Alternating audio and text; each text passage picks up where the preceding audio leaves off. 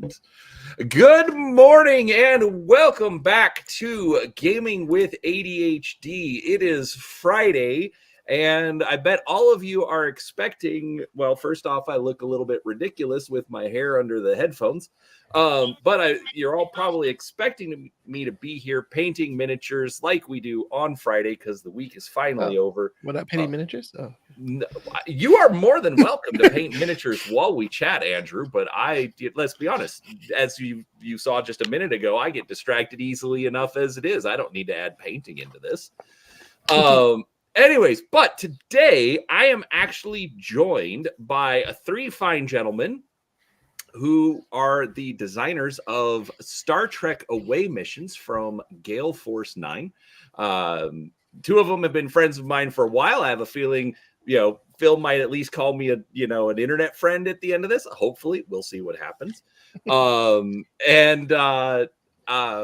Basically because they're, Mike and Phil are in the future.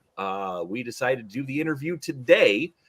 Just because it's their weekend or their Saturday. So anyway, so we're going a little different today. So anyways, I'm Brian. I'm the host. And so let's go around and let's have everybody introduce themselves. We'll go clockwise and start with Andrew. Hey, I'm Andrew. One of the guys who designed Star Trek Away teams with these other two guys. Yeah, that's me. Yeah. Okay. And below Andrew, we've got Phil. Hi, I'm Phil. I work with Gale Force 9 and still working on Star Trek Away Team stuff. So any of the stuff that's currently happening is happening on my watch. Okay. And finally. Hello. I don't need to get close to the microphone. My dramatic effect. My name's hello. Mike. Oh, okay. There we go. Now I've got Mike envy. I'm Mike. I'm envious of myself. I am the older brother of Andrew, but slightly older, as the subtitle might suggest. And I've been working with these guys for a long time. It's been a pleasure to work on them through all sorts of things from like Flames of War, but also more recently, relatively recently, Gale Force 9 projects like Star Trek. Big Star Trek nerd from the olden days, so very excited to talk about Star Trek Away Teams today, or Away Missions today. All right. I'd also like to put in there as well. At one point, all three of us also worked on Aliens in one way or another. So that's another game that we've all kind of have our name on. Look, yeah. I've only played one of the games so far. I'll bring you all back on and talk Aliens too. That's fine. No, actually, that is one of the things that's kind of cool. Is that that there is sort of this design team, situation going on here. So I am excited to talk about that. But to start off with, as is fairly common about, anybody doing anything with Star Trek, you've got to prove your Star Trek nerd cred. So let's go in reverse order this time. We'll start with Mike. Mike, how did you find Star Trek? So I can't even tell you when. It's been I feel like it's always been a part of my background. I do have some distinct memories. I think I stayed home from school one time when I was in second grade, and I remember Dad put on the Star Trek animated series. I think it was on at a certain time. This was before you could actually stream it, so obviously you had to catch it at a specific time. But it was on, and Dad thought, oh, it's a cartoon. This will keep Michael entertained while he needs to do some work. So I remember distinctly watching Star Trek the animated series first. This would have been mid 80s. And then from there, when I got a little bit older, we started doing this thing. Maybe Andrew might touch on it too. But at about 4 o'clock, as a part of our reward structure for getting the chores done, doing good at school, getting the chores done, all that kind of stuff. At 4 o'clock, they did reruns of Star Trek Next Generation, starting at I think it was season 2 or 3 or something like that. And I remember we'd all jump on and watch the TV. There was a family of 5. We'd make that hour. We'd take an hour out of our day to watch whatever rerun was happening. But that quickly caught up with the actual series as it was actually being debuted. And so we watched all the Next Generation that way, and then weekly we started watching Deep Space Nine and then Voyager and stuff like that. So it was just kind of like it became part of our family time. So we were very it had a couple of layers to it. It had the bringing the family together, but also just experiencing a whole universe. I think that was the first time I had to kind of experience a universe that had expanded beyond just the regular cast of characters, well, with the exception of maybe Doctor Who. But it was kind of one of those things where I realized that there was a whole canon. That was the first time I'd ever thought of canon as a thing. And so in about 90, I remember exactly, it was Christmas in 1994 when my grandma gave me 2 packs of Star Trek: The Customizable Card Game, the old Decipher game from the 90s, and I didn't know what a customizable card game was. I was really lucky. I pulled 2 bridge members out of that pack. I think it was Deanna Troi and Jordi LaForge, and so I was like, that was really exciting. And since I got 2, I gave 1 to Andrew, and we played some games. And from that point on, we realized that actually you could take this canon world that you were exploring and make it a game experience out of it. And then the rest has just been history from there. The second one was Worf, actually, because the deck he gave me had Worf in it. Right. I remember because I really liked Worf, and so that was really cool. Of course, my favorite character was Geordi, but yeah, Worf was a close second. So. Or plus third, because Data is pretty cool too. But yeah. Yeah, I actually do remember being very stingy with my LaForge. I wasn't going to trade you LaForge because the sibling rivalry started early. It was very early. All right. So it's been a big part of my life. Okay, cool. And Phil, what about you? Well, I first saw Star Trek in the 70s, black and white TV reruns of the original series, but sort of between random showing times, and it was usually on the weekend and the late afternoon when other things were on and so forth. So I remember random shows, just individual episodes, but I never sort of watched it sequentially or anything. And then the movies came out, but then there was also Battlestar Galactica and Star Wars to compete with those. So I didn't see all of those either. I still haven't actually seen all of those. And then skip forward just a couple of years, and then Battlefront releases Star Trek Ascendancy, which didn't have... I didn't have a lot to do with, so it didn't really sort of get me involved. And then Mike says, hey, let's do an away missions game or an away teams game. So in the last few years, I have learned an awful lot about Star Trek, more than I ever imagined I would, and sort of busy watching, catching up all over the place. Okay. All right, so while you were aware of it, you're probably, I would guess, we'll say a newer Trek fan, as opposed to been watching it forever and part of your life. I always considered myself sort of somewhat of a fan of Star Trek, but the newer Next Generation and Discovery and so forth were happening at a time when my TV watching wasn't really happening. Sure. In my 30s and so forth, had other concerns at that time. So, it wasn't until the more recent stuff like Discovery and so forth that I started watching it again. But yeah, I really enjoy going back and catching up on all the other stuff. Yeah, I'll be honest. I'm the same way. I mean, I got in personally with Next Generation, and have followed it, but lately, like just kind of in some of the circles that I run in, we've kind of been rediscovering some of it as well. So, but we'll get into that in a minute. So, all right, Andrew. Hey, I specifically did it this way to give you time to find ways to like counter all of Mike's arguments, tell him where he's wrong. So, before I get into that, I just want to say I just noticed one of the comments. I'm going to say this wrong, Charles.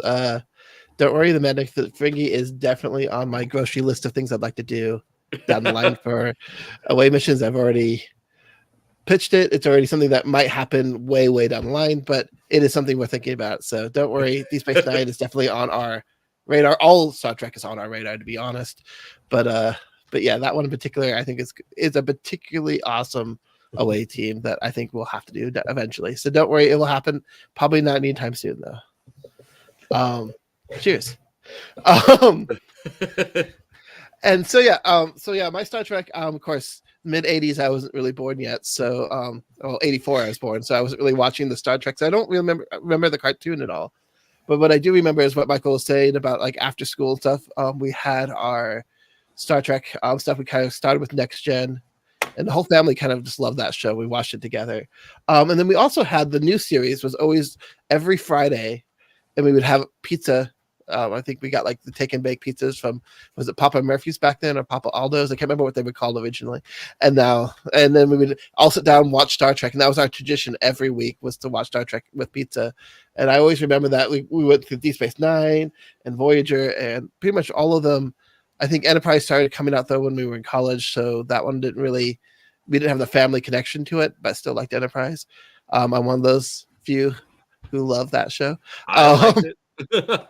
Yeah, it was one of the things I love that time when we're kind of just exploring and we're just finding things out and we don't know what we're doing, like The Expanse, that TV show and stuff like that. I just like that idea of the humans first going out, and that kind of the first things I quite like. And Enterprise really scratched that for me, with like the idea that this is our first ship. Federation doesn't exist yet. Starfleet, is sending out the one ship out to do stuff. That caught my imagination. And more currently, I like pretty much all of Star Trek. But my favorite new current show right now is Lower Decks. I just can't get enough of it. I love that show so much. So, well, you'll be happy to know, Andrew, especially from when you came over and taught me how to play away missions. I have actually since dove. Yeah, I've gotten pretty deep into Lower Decks. That is some vastly underrated Star Trek. Even if my friend Bear is not a fan of Mariner. So Tendy though. Tendy is the best character ever. Oh my gosh. Tendy is amazing. Yeah. So all right. So with all of this Star Trek out there, who had the idea? Like, actually, I'm gonna shift we're just gonna shift into talking away missions. Who had the idea to do away missions? Mike, as far as I know. I got called into a meeting and told, hey, Mike and Andrew have got this idea for a game. Since Mike had left Gale Force 9 at that point, it was, Phil, would you like to take the lead on this? It was like, sounds good.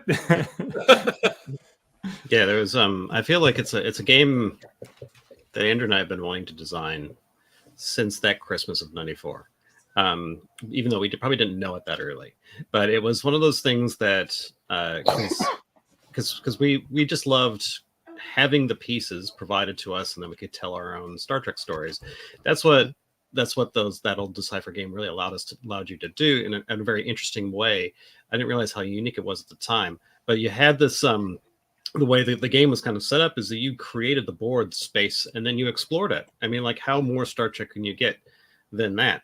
And so when because we played that game for about 10 years, and then when I moved to New Zealand, we got involved with the miniature games and stuff like that. So I kind of was playing a lot of miniature games, and I felt like there was a way to merge that experience from the old Decipher game with miniatures. And so there were a lot of really interesting kind of new games that were kind of coming out at the time. I think Shadespire was coming out, and that was kind of a key kind of like, that's the combination I'm looking for. And so chatted with Andrew, and we pitched the idea to Pete, the owner of Gale Force 9, and we had some ideas and things like that. I had just, as Phil mentioned, moved on to another job, but I very much wanted to design this one kind kind of in the background with the team, and so we ended up just kind of it was kind of a slow, but it was one of those things that kind of hit all at the right moment. There was Gale Force 9 had the IP, we had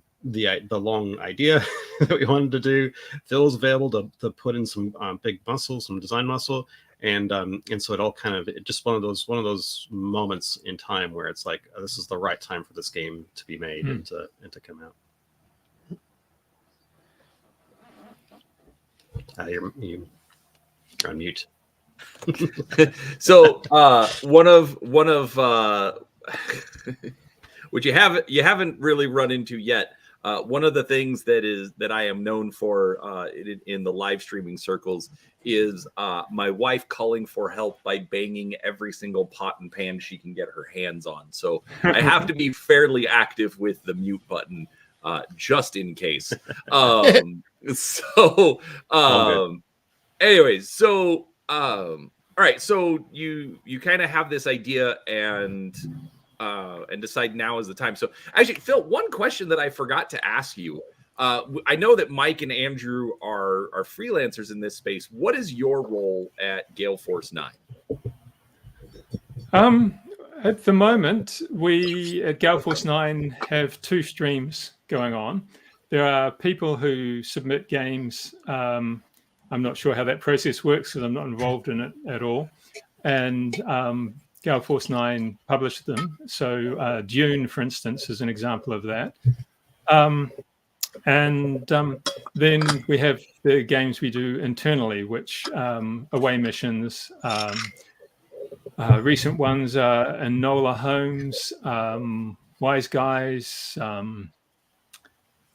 Tusk from Mike and Sean was one of the external people submitting examples. So my role is to basically do everything on the design side on the internal ones. Andrew, we have on contract for a whole bunch of stuff. He's currently working, excuse me. He's currently working with us. Oh, this is not good. What are you working on? Okay, I should hit the mute button before doing that. I was gonna say real quick, hotkey is just Control D. So and that'll mute. Or just hit the red button on the mic. Or just hit the red button on the mic. That works too. Never press the red button. Yeah, so Andrew's currently working with us, getting some images for an away team, and doing some design work on other Star Trek things with us. So yeah, that's me. So we'll say sort of a line developer / cat herder kind of a thing.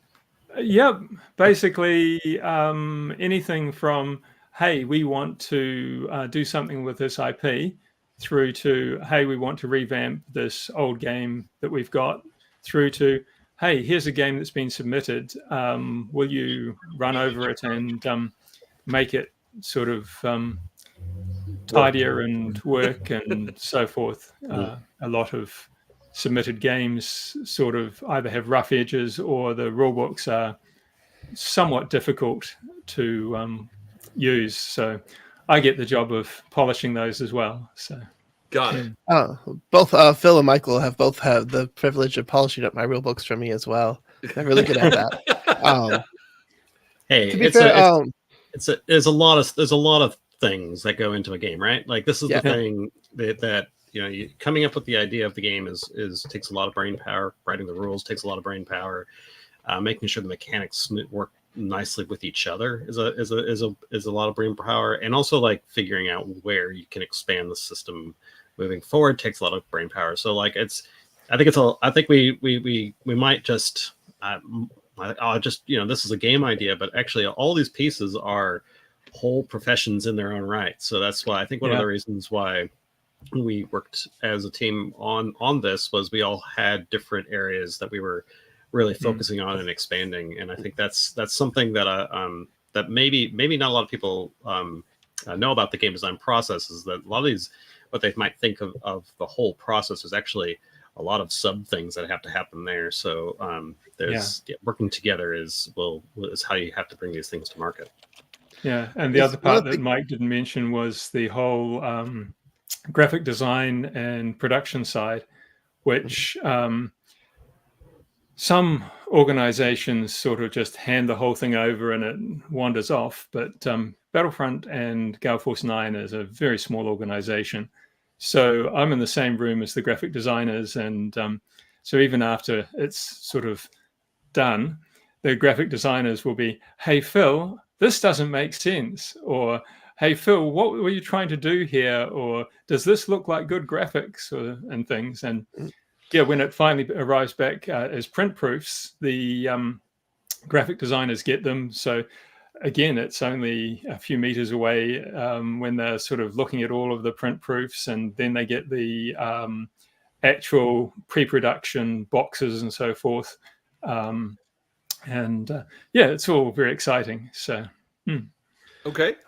Well, one of the things that I also want to say with this particular project too is that all three of us are kind of different levels, like seasoned gamers, and we all came at different, different experience levels and different things. And it's been really good working with Michael and Phil like so closely with this project. So I was able to see how some of their design stuff worked closer. Like Michael and I, we kind of know how we work together, but it's been good to work with Phil and stuff like that. I mean, I worked with him with Aliens and other things before. In fact, a lot of the things that that he taught me when I made like Doctor Who Time of the Daleks sit with me.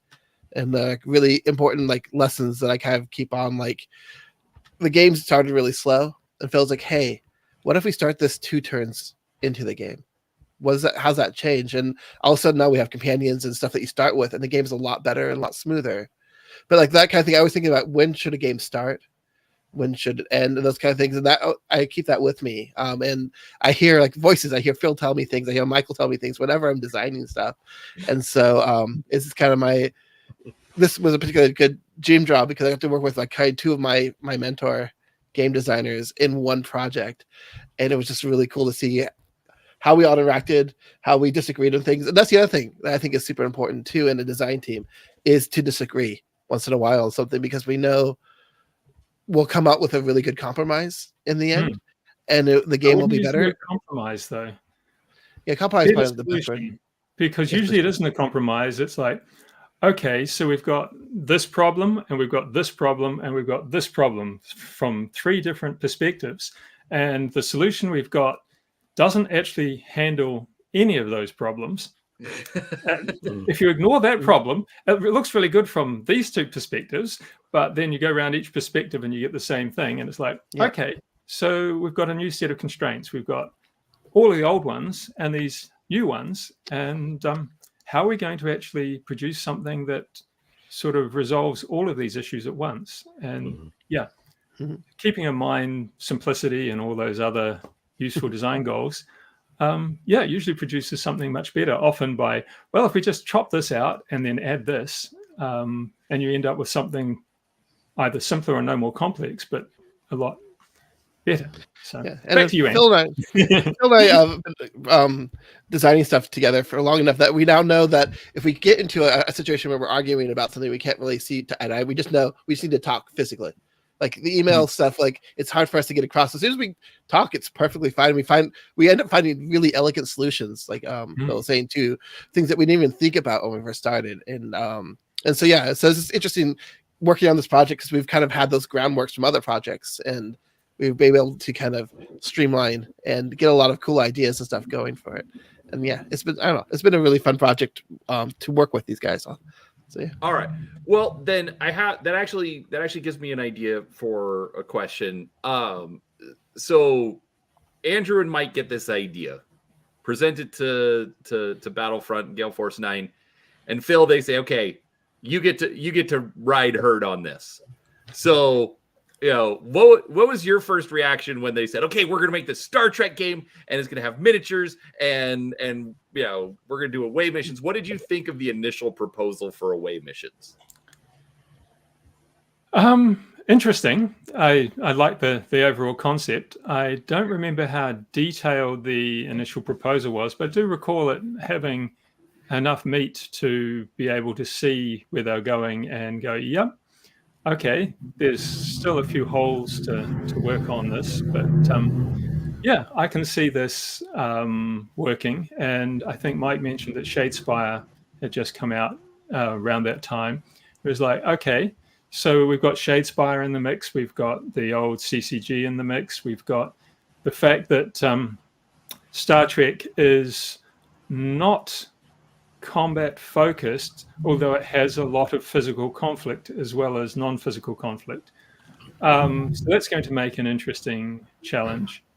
And in fact, back, I don't know, a few years earlier, Andrew and I had a conversation there's a Flames of War tournament down in Palmerston North, Panzerschreck.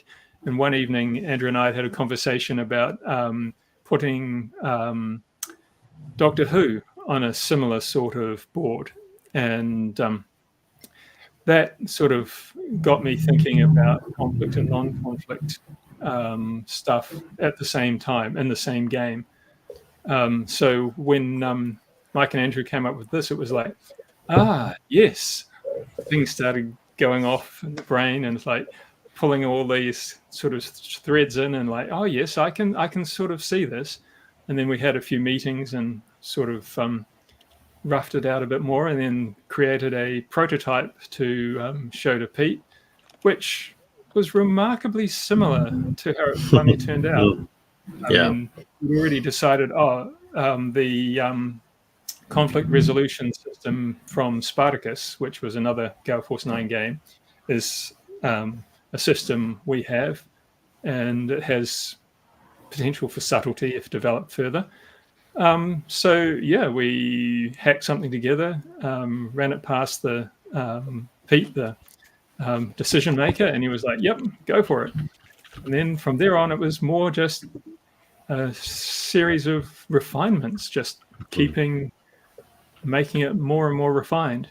For the first few expansion, or first for the core set, basically, it was Andrew and Mike providing all of the lore and the sort of Star Trek knowledge as I raced to try and vaguely keep up. And I was focusing on the design side. And then, there was, lore being the operative word, I had a play with lore and data as a possible expansion. And that was my first sort of time of actually digging deeply into the next generation. And because it was a nice small little box, there was only a few episodes where they appeared together. It was a good introduction. That one sort of drifted by the wayside, but it was my first real exposure to the next generation. So, yeah.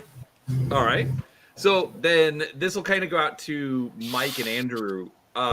So for the initial proposal to Gale Force 9, how close is the finished game to what you guys actually presented? You'll take that one, Andrew. The thing is that when you present a game, it's like we had a lot of concepts and a lot of things we wanted. Like we wanted deck building, we wanted things like that. But the mechanics for like combat and stuff, we didn't really have in the brief. So in fact, that's something Phil suggested. He suggested that we use the Spartacus dice rolling system for the for how we solve conflict stuff. That Michael and I kind of jumped on board with that because that was a really cool concept. But really, what we wanted was a miniature experience with, deck building, having the ability to kind of slightly customize the group. And we kind of went off with like the things we didn't like about things like X-Wing and Shadespire that we didn't want in the game. Like the ability to only have faction cards being faction decks was something that we wanted kind of near the beginning. So like you didn't have to buy the Klingon deck to get something you need for your Romulan deck, that kind of thing. Where like in X-Wing, you have to buy a giant ship to get RTD2 to be in your Falcon, which is another ship you have to buy so you can have, the C-3PO was.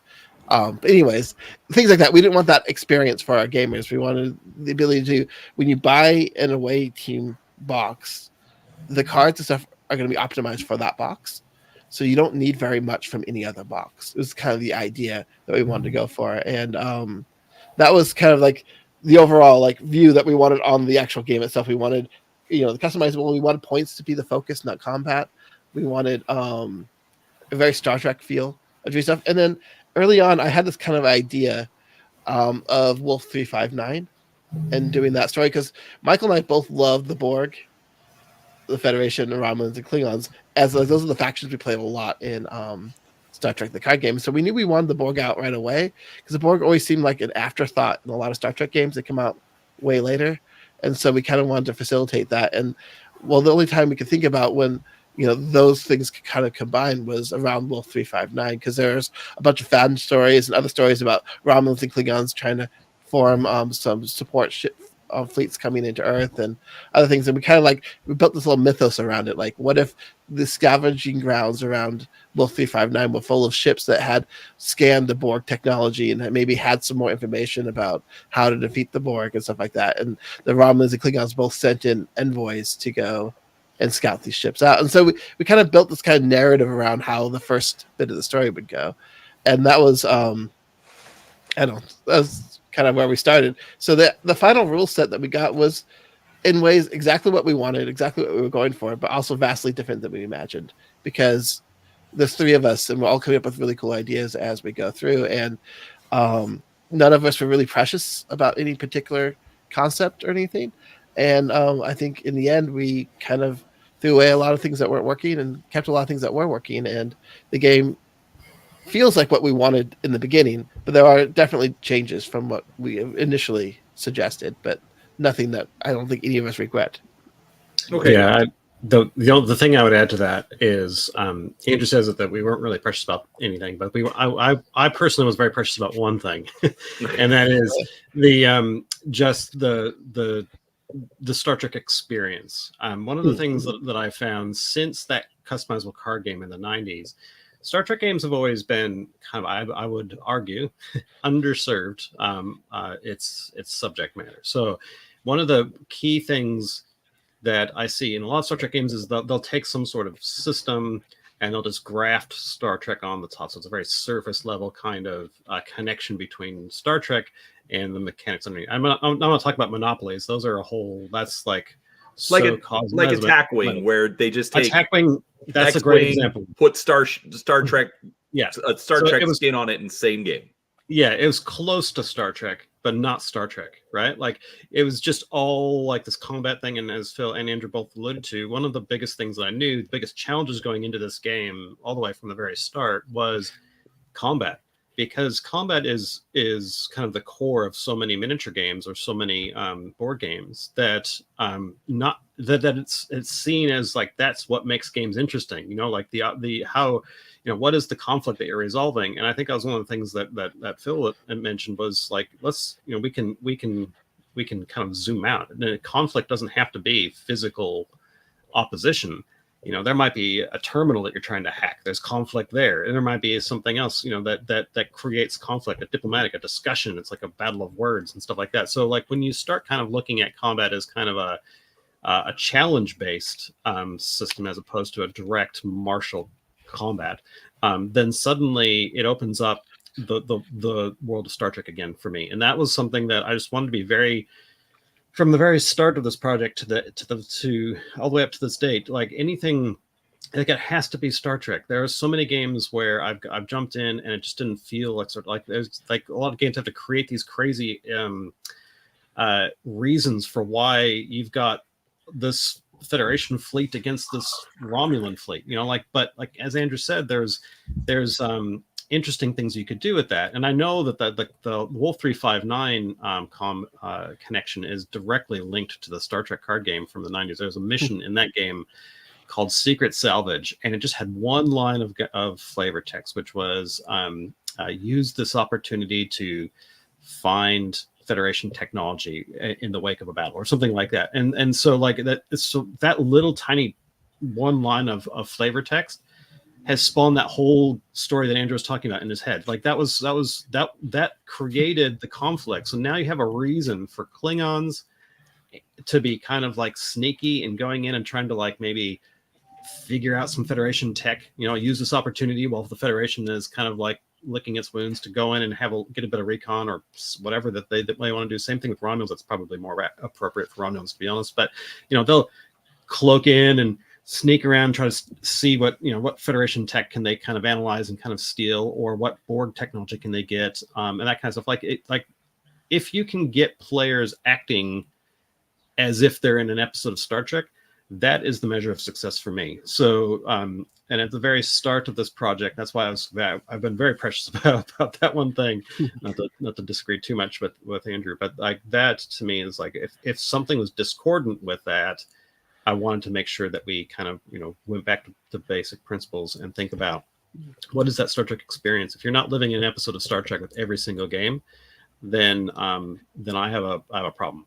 And so, but luckily, I think like what Andrew said, like we went into that and we came out with something so much greater, but didn't ever lose that touch. Like I can play a game and feel like it's like an episode of Star Trek, and moreover, you've got that sense with the deck building technology and stuff like that. You got that sense that you can make it your away team. Like you're the guy who's sending these guys into this mission, and it doesn't have to be just go phasers blazing. It can be go and talk to somebody, and it can still be exciting, just as exciting as grab a batleth and stab that guy. I do want to add a little something to that, because that's kind of that is definitely something I was precious about too. I wasn't really thinking about that when I was mentioning it, because it's kind of something that Gale Force 9 in general is precious about, which is having an IP game that feels like the IP that it's from. Like Doctor Who, when I made my first Doctor Who game, I'd never played a Doctor Who game that I really thought told the story of Doctor Who. I wanted a game where I went on adventures, found companions, and defeated the monsters. That's the game I wanted.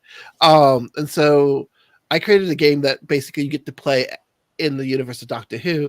And that's kind of what we do. Like Aliens, you play through the movie. Star Trek, you play as the away teams. We try to take the IP and try to get as many rules and ideas from that IP of what you should be doing, what's gamifiable from that IP, and go that way. And I think one of the reasons why, like Star Trek, we talked about Star Trek, the Attack Wing game. One of the things that were very successful were their themed OP kits. They had really fun themed OP kits that were very themed on the show. But the underlying problem with their thing is that they took a skirmishing fighter-based combat system and tried to make it what the Galaxy class Star Trek ships are doing. And really, it would have been better akin to like Armada type rule sets than X-Wing. But at the time, there was no Armada, so there was nothing to kind of gauge that on. So it's one of those things where they're very successful in like their OP kits, and whoever was running the OPs for Star Trek away missions made a lot of fun, very fun OP kits. But like the actual core of the game just didn't feel right, because you're doing stuff, and then you could mix and match anything, like Khan on a Borg cube with Kirk fighting against Romulans. It's like, why is Kirk and Khan working together, and why are they commanding a Borg cube? I mean, the fact that you can do that silly, but the fact that that's their base rule set it's hard as a Star Trek player, because I don't know, I feel like Star Trek players, and this is going to be a generalization that might not be true, are a little bit more precise when it comes to like how they like their games and how they like things. They like to have things that are right. And so I think when it comes to like your away teams and stuff like that, I think it'd be very weird if Wesley Crusher showed up in a Romulan away team, because there's no episodes that he did that in, that kind of thing. I mean, I could see like a Troy that's been cosmetically changed to be a Romulan in a Romulan away team, but like that, I mean, there's those moments that can make sense, but I feel really weird with the idea of mix and matching my Star Trek stuff. Probably more than I would if it was Star Wars, to be honest. And I don't know why Star Trek is that way for me, but it's one of the reasons why we have those preset teams, and we have the mission specialists for the people who you could see moving around and doing stuff within those teams. So like taking Shelby out of the core set team and replacing it with Geordi makes sense, because now you have Data and Geordi together, and that's like the iconic duo that you want to see together. And so yeah. Well, and I think you do bring up a good point. I mean, that was kind of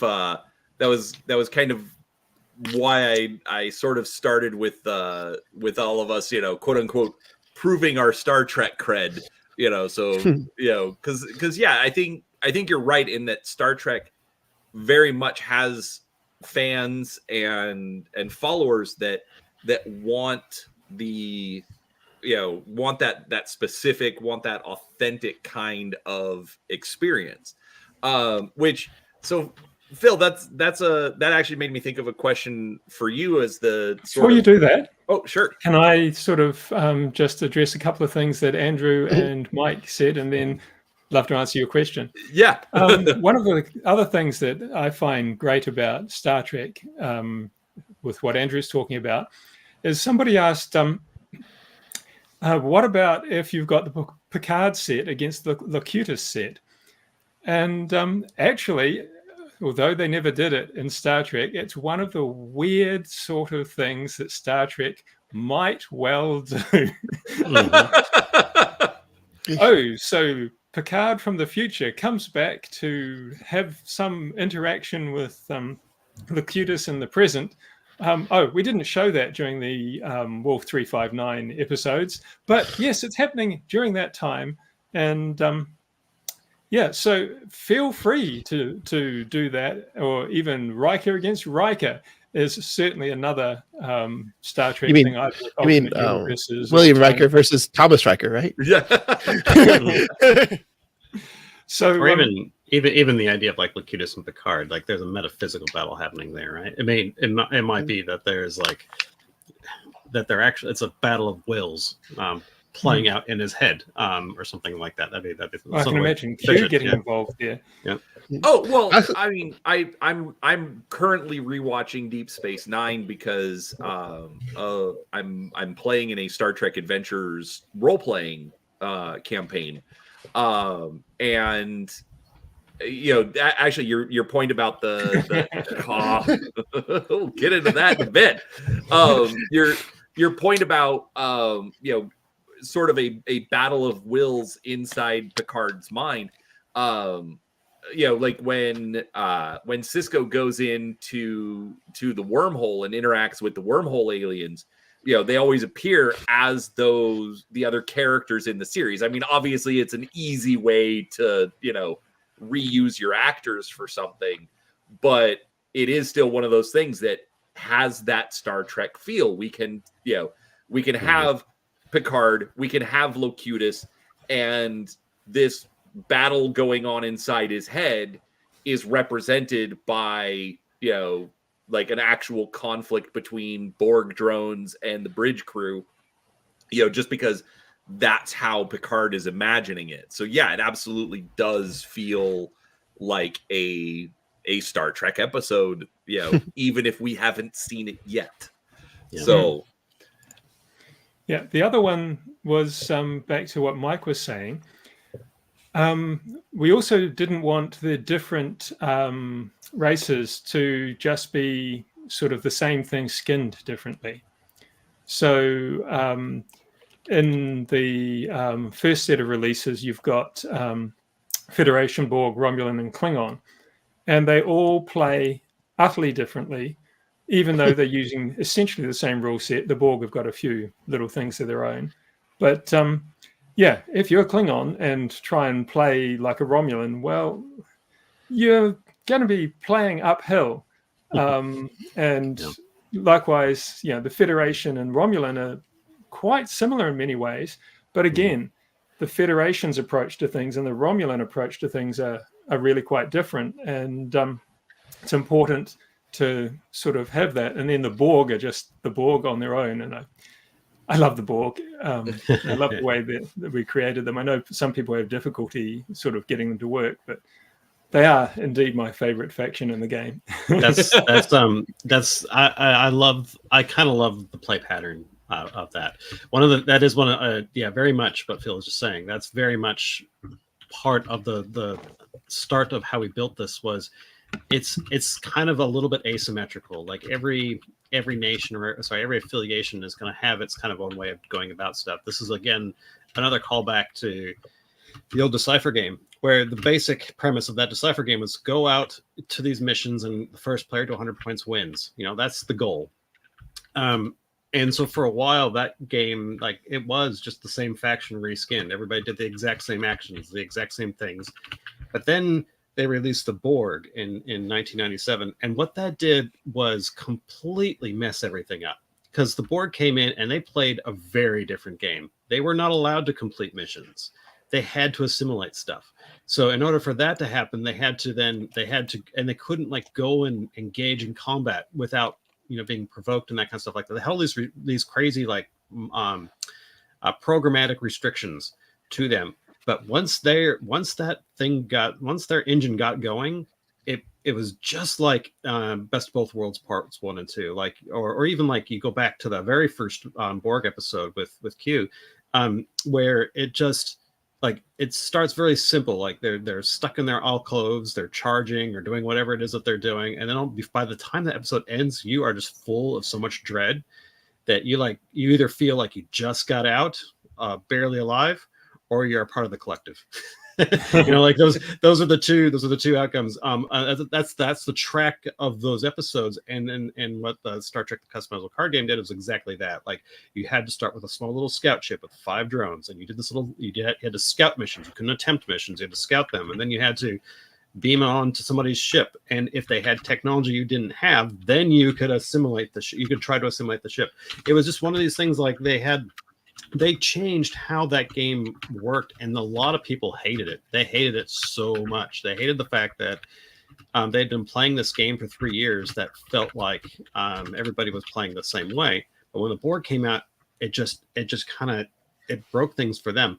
But it made it so the board played the way the board should have. And then after they did that, they suddenly realized that was actually a popular move. People loved it. So then when they got to Deep Space Nine, they started doing things like, we want Romulans doing sneaky stuff. So here's some cloaking missions. Here's some, stealing intelligence missions and stuff like that. We want Klingons to get points for blowing stuff up. So like now you can go out and blow up other ships and get points for the value of their ships and stuff. And so that, these suddenly the factions, and there was like 15, maybe 10, 15 factions in that game. They each played distinctly from the other, and that was something that to Phil's point, that we wanted that from the very start. We wanted to make sure that like when you beam into this derelict ship, you all have the same goal, make 100 points, but how you go about it is going to be unique to your affiliation. So but not only is it unique to your affiliation, but the dramatic points will map to what you would expect to see in a Star Trek episode from the same affiliation. And it also made things like we could make the Klingon warriors really scary, but that didn't unbalance things, because Klingons going on a rampage Gowron going on a rampage rather than gaining honor doesn't actually do anything for the Klingons. So some of the playtest games we had Gowron just going nuts trying to kill Romulans, and you'd think that wouldn't be hard. The Romulans are all weaklings and there's plenty of them to kill. It worked out as a Romulan victory. There was only 1 or 2 Romulans left at the end, but because Gowron had been so focused on just killing Romulans, the opportunities for scoring honor and so forth for Gowron had been missing. And the Romulans had been doing their sneaky, dodgy stuff to try and avoid getting hurt. And meanwhile, they'd been going around scoring points, doing their stuff. So from the Romulan version, it was like, well, we were busy doing our clever intel stuff and finding what we wanted when a bunch of Klingons beamed aboard and started slaughtering everyone. However, the mission was the most important thing, and we achieved the mission even though casualties were high. Whereas the acceptable losses card really embodies that mindset.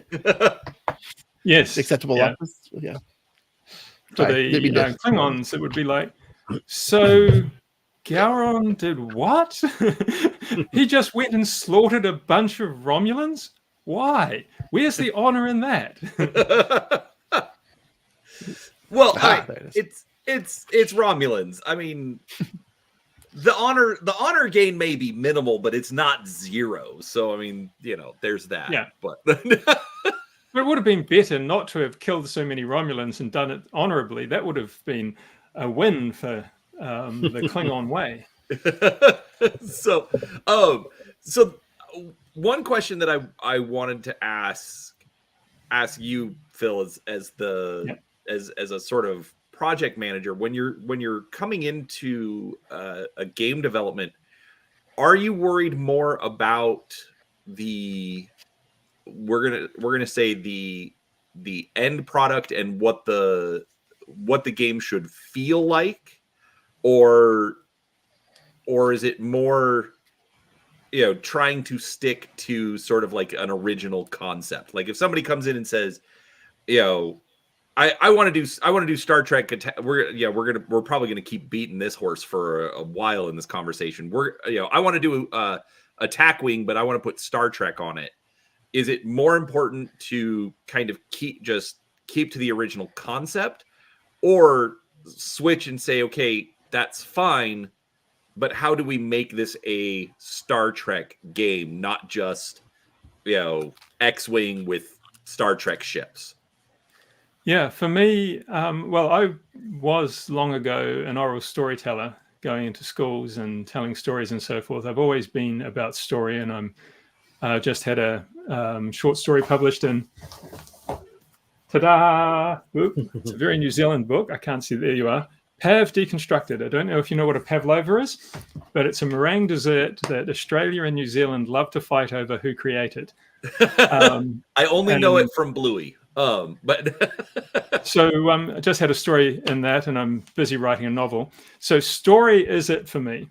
And if the game isn't telling a story, then it's not the right game. I know there's some people come in with, oh, I've got this clever mechanism, and what skin am I going to put on it? But for me, it's, okay, so we've got this great story. What mechanisms will, as Mike said, will put the people into the story so that at the end of it, they go, yes, that was just like the movie, the TV show, the book, whatever. Or if it's not one of those, at the end of it, they go, wow, I now understand what it's like to be in the world of cavemen or something. So, okay. yeah. I'd like to add something to that. I think one of the reasons why the three of us work really well together is that we're all very narrative-driven designers. We like the narrative of the story, and I think we all kind of come to a game with that mindset of narrative-driven play. Like, let's tell a story with the game we play, not just tell the story of Star Trek, but like make sure the game itself tells its own little mini story. And you're looking for those moments that I failed dramatically on this roll, and this thing happened, and all of a sudden Gowron got assimilated by Borg. You remember that from forever, or like the last time you and I played Star Trek away missions, and how your dice couldn't roll below a 5. I remember that. And so you have those moments where you just remember these like kind of things. That's what you carry on with games. These like really fun moments, and then the story itself, the actual game story itself, really does lend itself to rules. So when you start listening to the story, you'll start finding rules and stuff like in the story, just as you go. It can be small rules. I always point this one out, like with Doctor Who. Like I needed an economy tracker for how many sonic screwdrivers you got.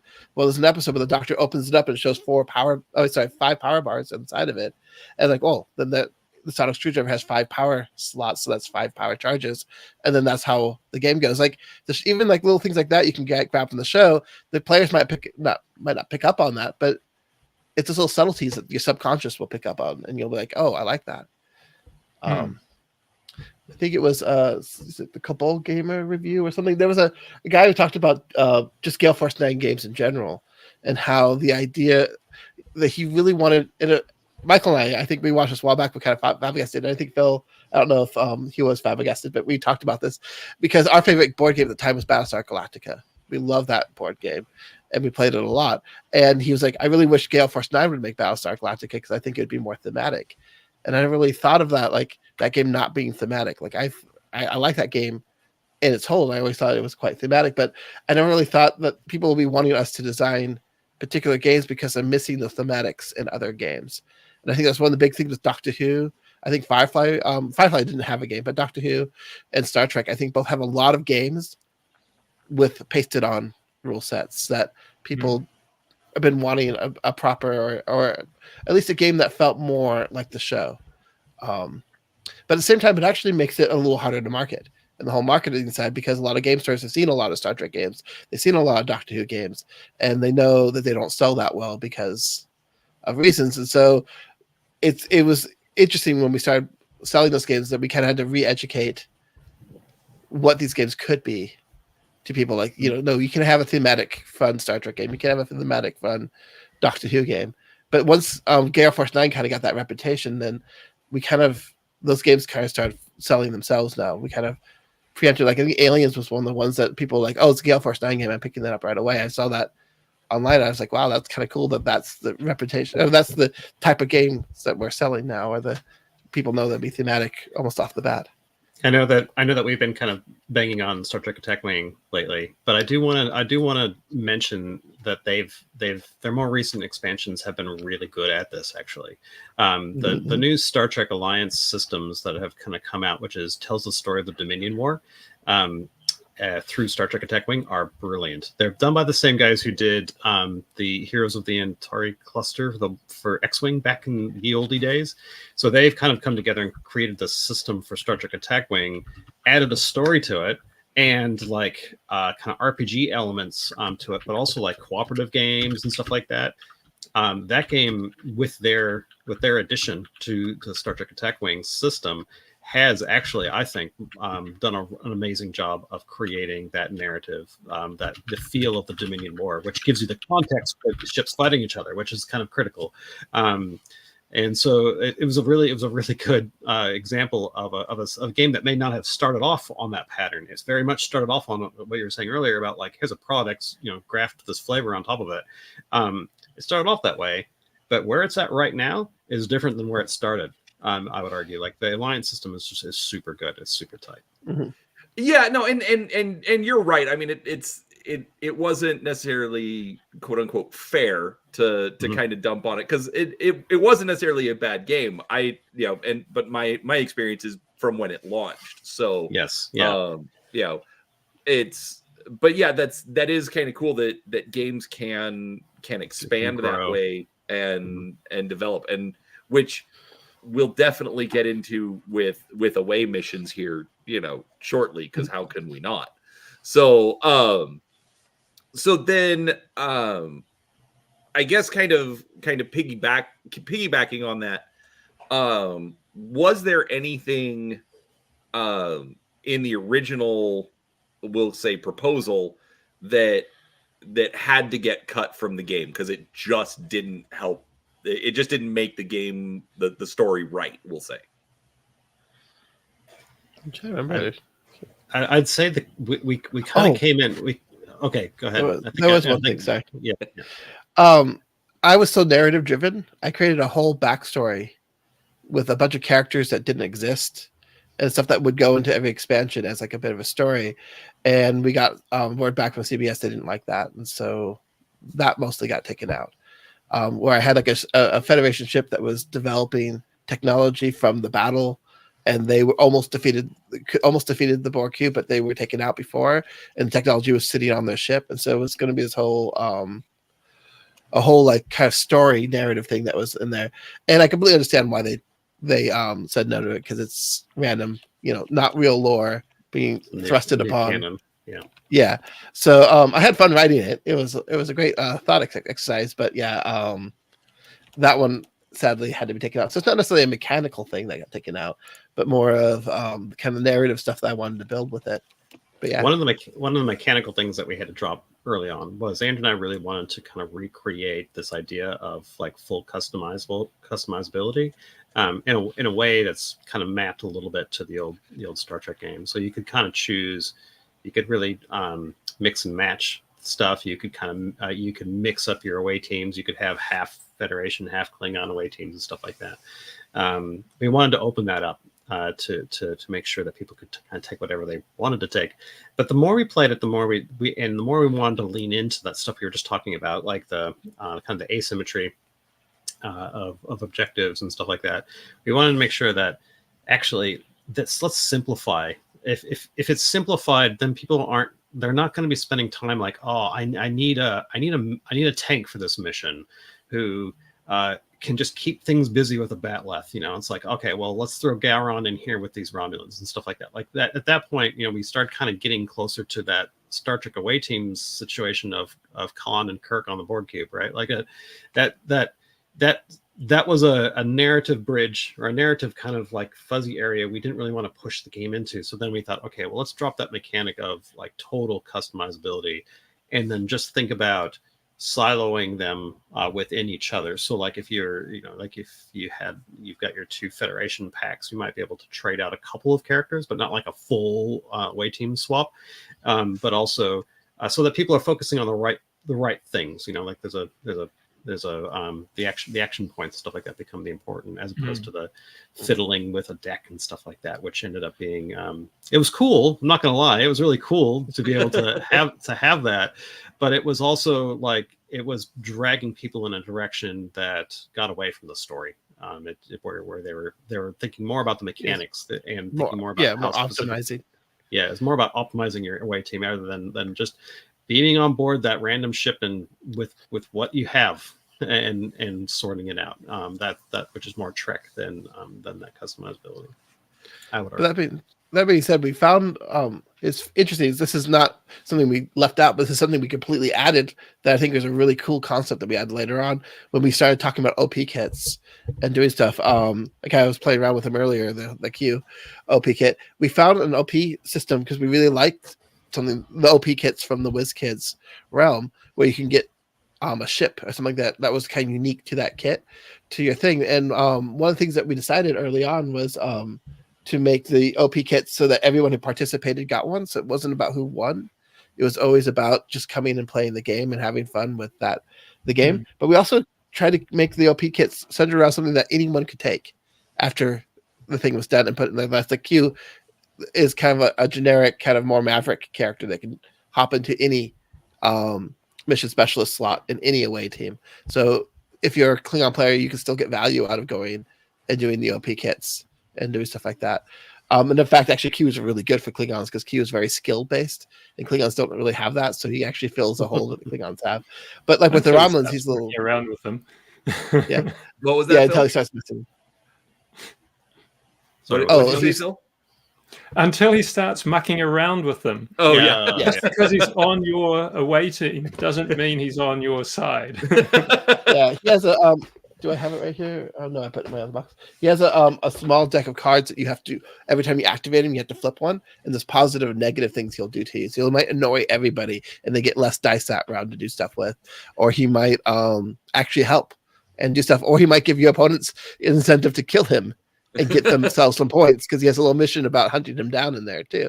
So like there's little things that pop up, and his deck constantly reshuffles. So even though there's only 10 cards in there, once the card is done, it gets shuffled back in. So you're constantly randomizing your deck, and you might get the same card multiple times and stuff like that, which is fun. So he is a very interesting wild card you can add to your list that will just mess things up. You can't gauge. But that's exactly another thing from Michael's and my childhood is we have a slight age gap. So Michael was slightly better at putting together in the old Star Trek card game a dilemma pile that my guys couldn't get through. So I couldn't get points as easily. And so I found that the Q deck, which put these random cards into play that just messed things up and you couldn't gauge what he was going to do, really just kind of allowed me to bridge that gap. In fact, being a more seasoned game designer, I realized that the more randomness you add to a game, the more younger players and older players can play against each other, because older players are better at doing the strategy and compromising. So at a very young age, I was experiencing this in real time with Michael, and I use that Q deck to add randomness to our games and do stuff. And I love the fact that this Q does that same thing. He just messes things up. He randomizes things. He might be the best thing you added to your thing that game, or he might be the very worst thing that got you killed in that game. So he's just kind of a fun character that I'm throwing there. But the OP kit plays around with that. So like you start off and Q messes with you, and then later on Q's there and you can interact with him, and then you actually get to play him in the last scenario, and then you get to take them home with you. And so you kind of, I don't know, as an experience as an OP kit, because the way I see OP kits is that they're different than tournament kits, completely different. They're two different things. The OP kits is your casual play. It shouldn't be something that you're competing to get through and you're doing stuff. It's a reason to come together to play the game and have fun with your friends on a weekly basis at the game store. Whereas a tournament pack is being my best thing, and I'm gonna beat the crap out of this. But like with the Q, it doesn't matter if you win or lose. There's no prizes for winning. It's just participation. So you can play whatever you want, and you can have fun with whatever away team you like. You want to throw in Shelby with Picard because you really like Shelby, and you always thought that she would be a better first officer than Riker. Go ahead, and that's your list, and you're going for it. And you can play around and do whatever you want, and it doesn't hurt you to do that. And so, I like the fact that this gives you a chance to experiment with your crews, experiment with your deck builds, and not have that pressure of always having to win. In a kind of an organized format. Yeah, that's one thing that I think is actually pretty cool about the game is that it has some customizability, but not full customizability. Like Shadespire, it's completely fixed. These are the models you have. You can't do anything with it. Okay, some people don't necessarily want to do that, but then, like Mike was saying, you have that problem of, okay, when it's completely open, then all you're ever going to see is Kirk and Khan on the board cube, because that's the optimal thing to play. So I do like how this, okay, here's your team, and it's kind of fixed, but here's one guy that you can take out and you can swap around, bring stuff from other similar faction sets. So I do like how that plays together and allows some flexibility in the design. It allows you to do optimal team ups, like from the show, like Data and Geordi. You want them together. You could have just put them in the same team to begin with. Story wise, it didn't make sense. Story wise, it was Wolf 359 and the way teams from Wolf 359, which was Riker, Worf, Data, and Shelby. That was the team. And so when we did mission specials, I made dang sure that it was Geordi in the Next Generation set that got the mission specialist thing, because that's the one that made the most sense. Top around. I mean, you could easily make an argument for anybody though with mission specialists. I'm sorry, and it might everyone. I did fight to try and sort of rein Andrew in on that one, but I lost. Yeah, forced to be reckoned with. you can make an argument though for Beverly and Troy to be mission specialists as well, but I feel Geordi out of that party would be the one that most likely would be with the other away team, because Geordi did a lot of away team work and he's also the chief engineer. So having him kind of hop in and out made a lot of sense. So, I was gonna say, speaking as my role playing group's chief engineer, I can see what you're saying about Geordi being that specialist hopping in and out of groups. Like the last mission we played, I was still on the ship. I didn't need to go down to the planet. What are y'all doing? I just let me fix things. So I totally get what you're saying there. So all right, so we've had Mike and Andrew going a little bit. So Phil, another question for you. Was there anything that these two brought, to the table that you just looked at and like, no, we're not doing that? No pressure. Nothing that stands out. I mean, as Andrew said, when there were sort of moments of, really? A discussion usually found where we were crossing our wires and sort of what each of us was actually trying to achieve, and where the parts that were important were and where the parts that weren't important were. And as Andrew said, we have a lot of commonality. Like Mike's sort of, hey, full customizability would be great. But also, for me, came with a yeah, but that just leads down to the more competitive players sort of taking everything off into a weird place. We didn't want a Magic the Gathering sort of thing where it's all about finding the best utter combo and then smashing your opponent with it. Plenty of games like that. And it's not Star Trek. Star Trek is, as Mike said, more about sort of, well, here's what you've got. What are you going to do with it? How are you going to resolve this strange situation that you find yourself in with the resources you have? And that just suited the game better. And I think suits a Star Trek audience well, in that they do seem to be story-oriented rather than hardcore game oriented. Okay. Yeah, I mean, it's definitely one of those things where I like what you said, where you have to make sure that you're doing things that the audience is going to want to see. A lot of times, whether it's in a show or a game or whatever, you have the designer coming in saying, nope, it has to be this way, because this is what I want, when it may not necessarily be accepted by the audience as a whole. So I can absolutely understand that. So all right, so we're gonna get to a couple of questions from the audience.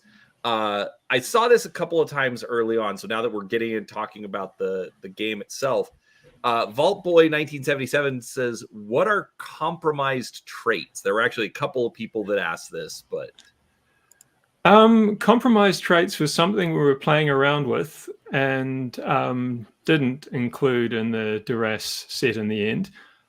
Unfortunately, noticing that I think it's Bator has a mention of compromised traits on her character card slipped by everybody, and so it actually in that set means nothing. It means we nothing are now. looking at ways to remedy this situation, and hopefully we'll come up with an announcement at some point suggesting a different rule for her. But it was a complete stuff up. I didn't notice that it was still there. It went from, we're working and going to release this to, nope, we're going to release the duress ones now. You need to polish them and get them ready in short order. And that one I didn't see it. So sometimes pass through the slips, things, especially the tertiary, the extra bits. Like you look through the cards quite a bit.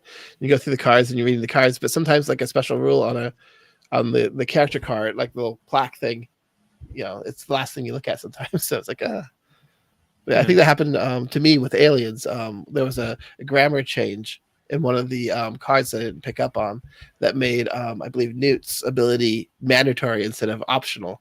So we went back and changed it to optional in the FAQ. So those things can sometimes slip by. It's sad, but it's something we try not to do. But it happens. There's one other similar sort of thing. Occasionally, you'll see things referring to damage in the reverse direction than it happens in the game. Because when we were doing the design, we were adding damage to characters' cards. But then when it got into the physical design, the graphic design and the physical things, they decided, hey, no, we'll have pegs and we'll remove them. So there are a couple of places where the text sort of isn't quite as clear as to what's supposed to be happening, where it's talking about removing damage when, in fact, you're adding health pegs back. So if you do see that anywhere, it just means if you're removing damage, you are just taking away damage off the character by putting health pegs back. And I think one more FAQ thing I'll throw out there too, I noticed, is I believe that the Federation overall mission calls for repair ship cards, and the actual missions say just repair. So repair means repair ship on those cards. But that was a keyword accident that I think was later on. But anyways, it's amazing. In Flames of War, miniatures game that Battlefront does that I had a very lot to do with. Over years and years and years, I keep getting people saying, I'm a proofreader and your proofreading is terrible. Add me to your proofreading team and I will get rid of them all. We'd add them to our proofreading team, and the next proofreader would come along and say, I'm a proofreader. Your proofreading is terrible. Add me to your team. We'd add them to the proofreading team. Stuff like that happens. It's just, I'm sure you could get rid of it. In the programming thing, there's somebody who created a text editor that they guaranteed was bug-free. And it's like, wow, So one of the most simple apps that you can develop without too many sort of cleverness and so forth is the only piece of software that's actually got to the point where somebody said, I guarantee it's bug free, except that people other than programmers don't want a notepad. They want Word or something that's got all these extra features. And now that it's got AI added and all the rest of it, there's no way you can guarantee it's bug free. And yeah, you just got to live with it. That's the nature of reality. It's annoying, especially as a designer. It's annoying, but yeah. Well, and I always think it's funny because like a game will come out and and I see this mostly like in the role playing space where a book comes out and it's like, okay, you go they swear they edited it and proofread it and did everything, and it's like, oh, there's a mistake, and then they'll do a revised printing and they'll fix those 3 mistakes, and then suddenly 5 new ones show up. Well, I used to sort of have a theory that the easiest way to find a mistake in a book was to get the printed copy hot off the press in your hands and open it. There. Yeah.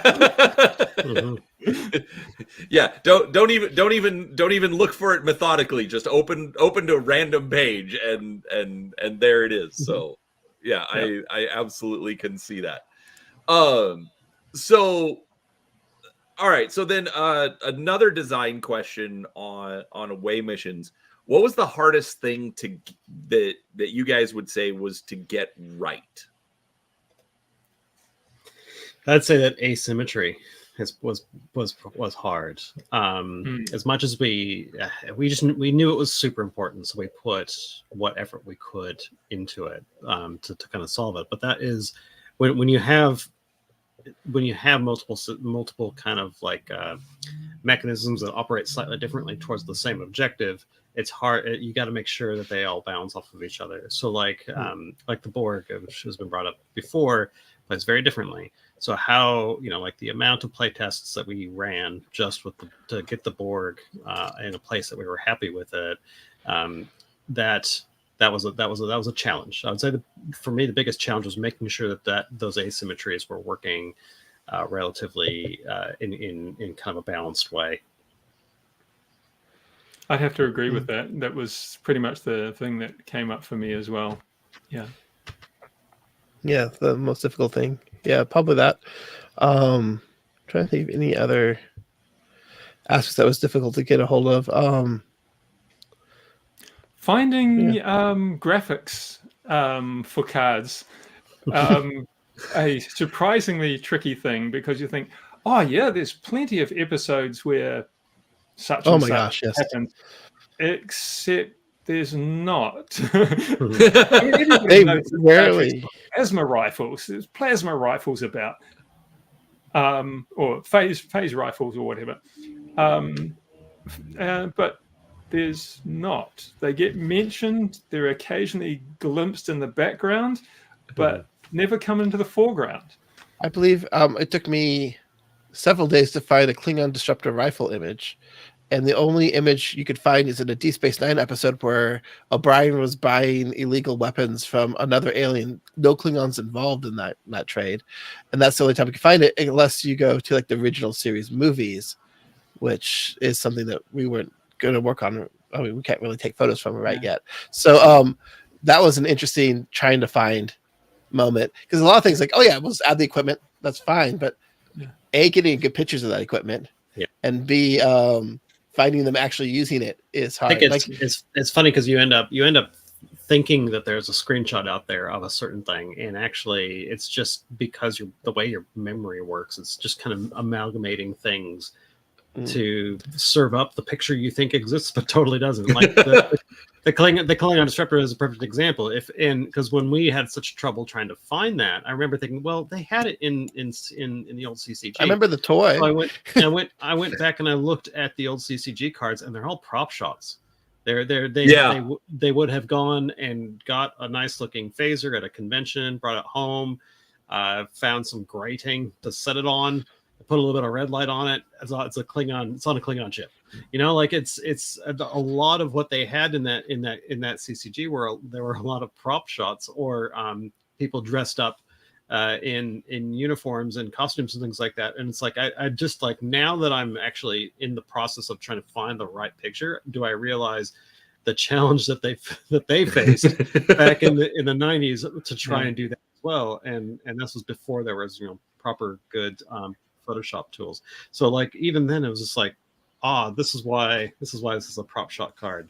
It's impossible to find. It's true. Things that happen all the time. It's part of the trope of Star Trek. Everybody who knows anything about Star Trek knows that this happens all the time, except it doesn't. Yeah, you just can't find that screenshot, or it's like, or even it just literally doesn't happen. It's happening, but it never actually happens on screen. Or I think I failed to find any part of the lore that everybody knows, but it's not actually something that they filmed ever. I think I failed to find a single Next Generation image of a Klingon firing a disruptor, like a disruptor pistol.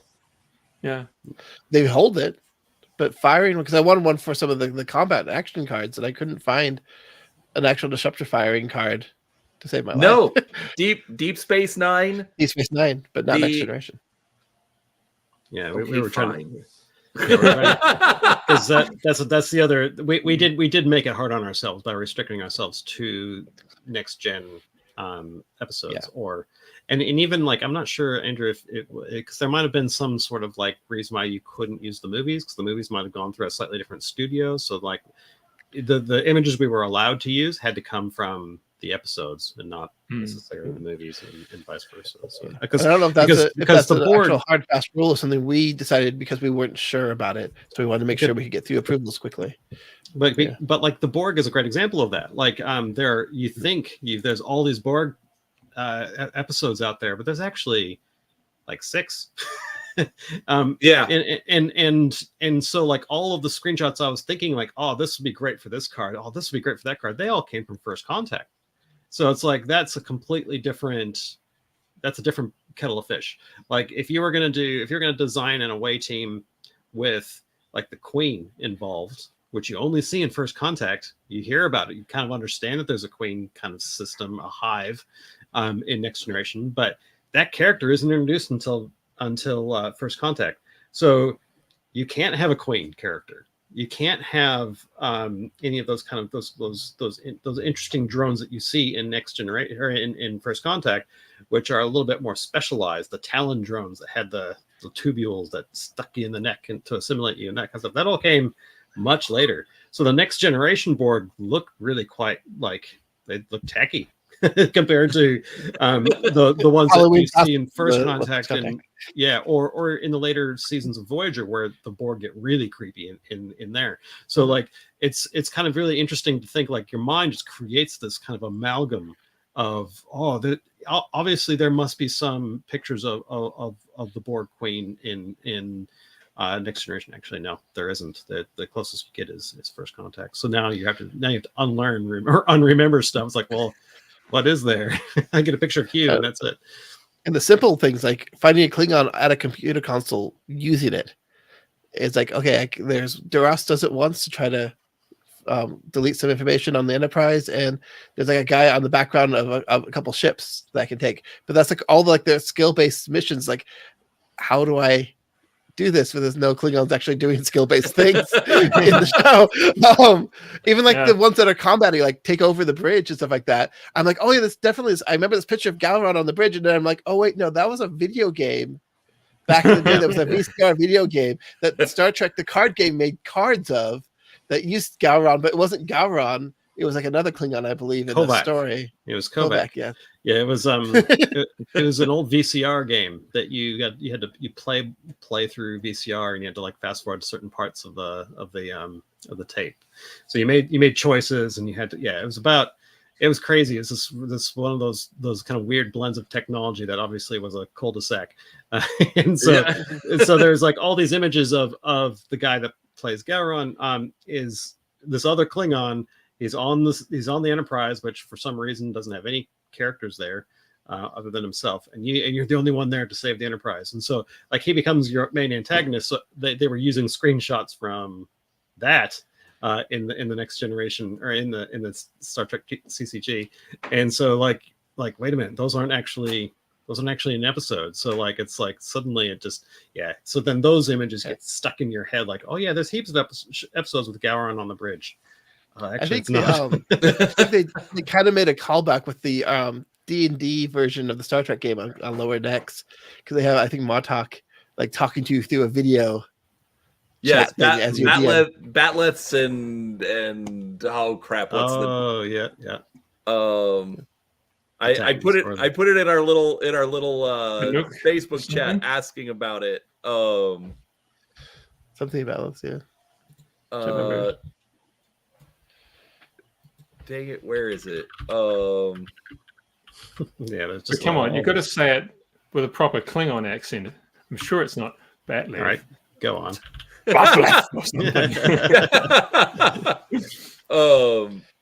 it's Batleths and Bahux. Yes, Batleths and Binooks. Binooks. Bihnuchs. Season 3, episode 2. So I love that. So that's actually kind of interesting, or that actually made me also think about the discussion about where can we get images, what kind of things can we use. So as far as away missions is concerned, is there anything from Star Trek that's off the table? What does the license or what does Battlefront's license actually allow for from Star Trek? That's something that I literally can't answer, and I don't think we should speculate on, because no worries. I don't know the boundaries of it, and it is something quite technical. Okay, no, that's it. That's perfectly fine. Because main reason I ask is like, moving forward, like I mean, obviously we've got the second Federation expansion and the second Klingon expansion, coming out. Or, well, some people have them. I haven't received mine yet. Although I did order them a while back. Is there more expansions, in the works for away missions? There are indeed. Okay. We've already talk about any of them. We can't. We already announced that we're doing original series. That's been in trade magazines. Oh, yeah. So we can talk. So we can say Kirk and Spock and stuff is coming. Are we renaming it landing parties instead of away teams or away missions? It's so funny that that's another one of those things that you just assume kind of tracks backwards. There's a lot of like Star Trek terms and understandings that are kind of established even as late as like Voyager and Deep Space Nine, that you just kind of assume exist in the original series. But going back and watching the original series relatively recently, I was just like, it was literally the Wild West. I mean, it was Gene Roddenberry, he cut his teeth in Westerns, but it was kind of the Wild West, right? Like it was like they were inventing all sorts of stuff.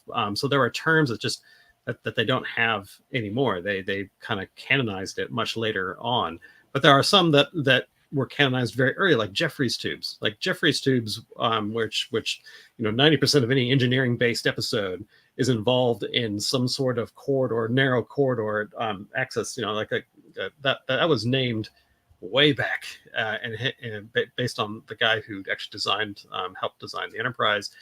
He was a naval engineer from World War II, and so he was putting a lot of like his naval architecture information and stuff like that into the Enterprise. And so the Enterprise is a bunch of things like Jeffries tubes, which are kind of like access tunnels that you would see on a warship. So like now it's named after him, so that's why they're called Jeffries tubes. But that was a throwaway kind of like name back in the 60s that is now literally across the entirety of the Star Trek pantheon. And so there's some that did start back there, but there are some that didn't stick. Like landing parties is one. It's it's a little bit.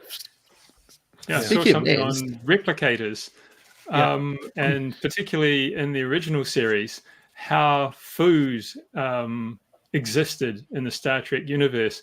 Every time food was referenced in the original series, it was done from scratch again, because there was no canon, there was no continuity editor or team or whatever. So whoever wrote something just wrote something again. And when it came to things like Next Generation, I presume they just trolled back through all the old stuff and and also made up new stuff and went, actually, that's not bad. I remember that bit. I like that bit. And so they pulled that bit forward, and all the other stuff just sort of, I mean, they were going to eat just bricks of compressed nutrients at one stage. They decided clearly that wasn't the way the future was going to be. I think they showed that in some original series episodes. Like they're just yellow and blue cube things. You're like, that's... yeah, that was quite popular in a lot of 60s sci-fi. They just assumed that's what the future of food was like a capsule, right? Like it was all wrapped up in the amazing world of science and food science and stuff. And I don't think they quite appreciated that there's something a little bit different about just slamming a pill and moving on. Speaking about names and things that have changed quite a bit, that's one thing that did change a lot is figuring out what to name the game, because there's so many Star Trek games out there that they're almost all copyrighted. Like Star Trek Away Teams was original.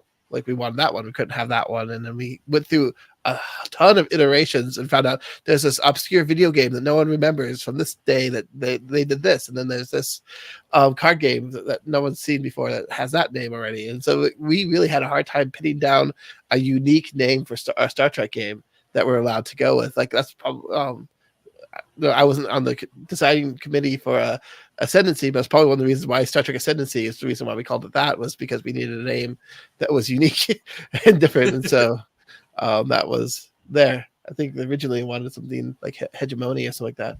But yeah, they were just trying to find names that weren't already copyrighted. And I think there was a huge list that we went through and like, nope, that one exists. That one exists. That one exists. Oh, I think Away Missions is actually a great name for this. So with that said, what was the original idea, or are we saving that just in case? Well, it's actually not that much different. The original idea, I believe, was Away Teams. Yeah, because that's the term. But that's that old Voyager video game, Star Trek Away Teams, that still held the copyright, and we weren't allowed to use that as our name. Got it. Okay. There was also, I think, because I think there were a couple that we were considering, but that like Paramount had already, they knew that there were other games in development elsewhere in like different mediums. Like there was a VR game being called Star Trek Away Teams that was in development at the time. Right. But they were like an adjacent. It's kind of like an adjacent area, but like I don't know if that conflict was actually problematic. But from their point of view, it was. And it makes sense from their point of view that you can't have two products out there, two games called Star Trek Away Teams. You might think they're related. You might think like, oh, this is a tie-in to the VR game. Right. You get the webpage name and all that stuff too.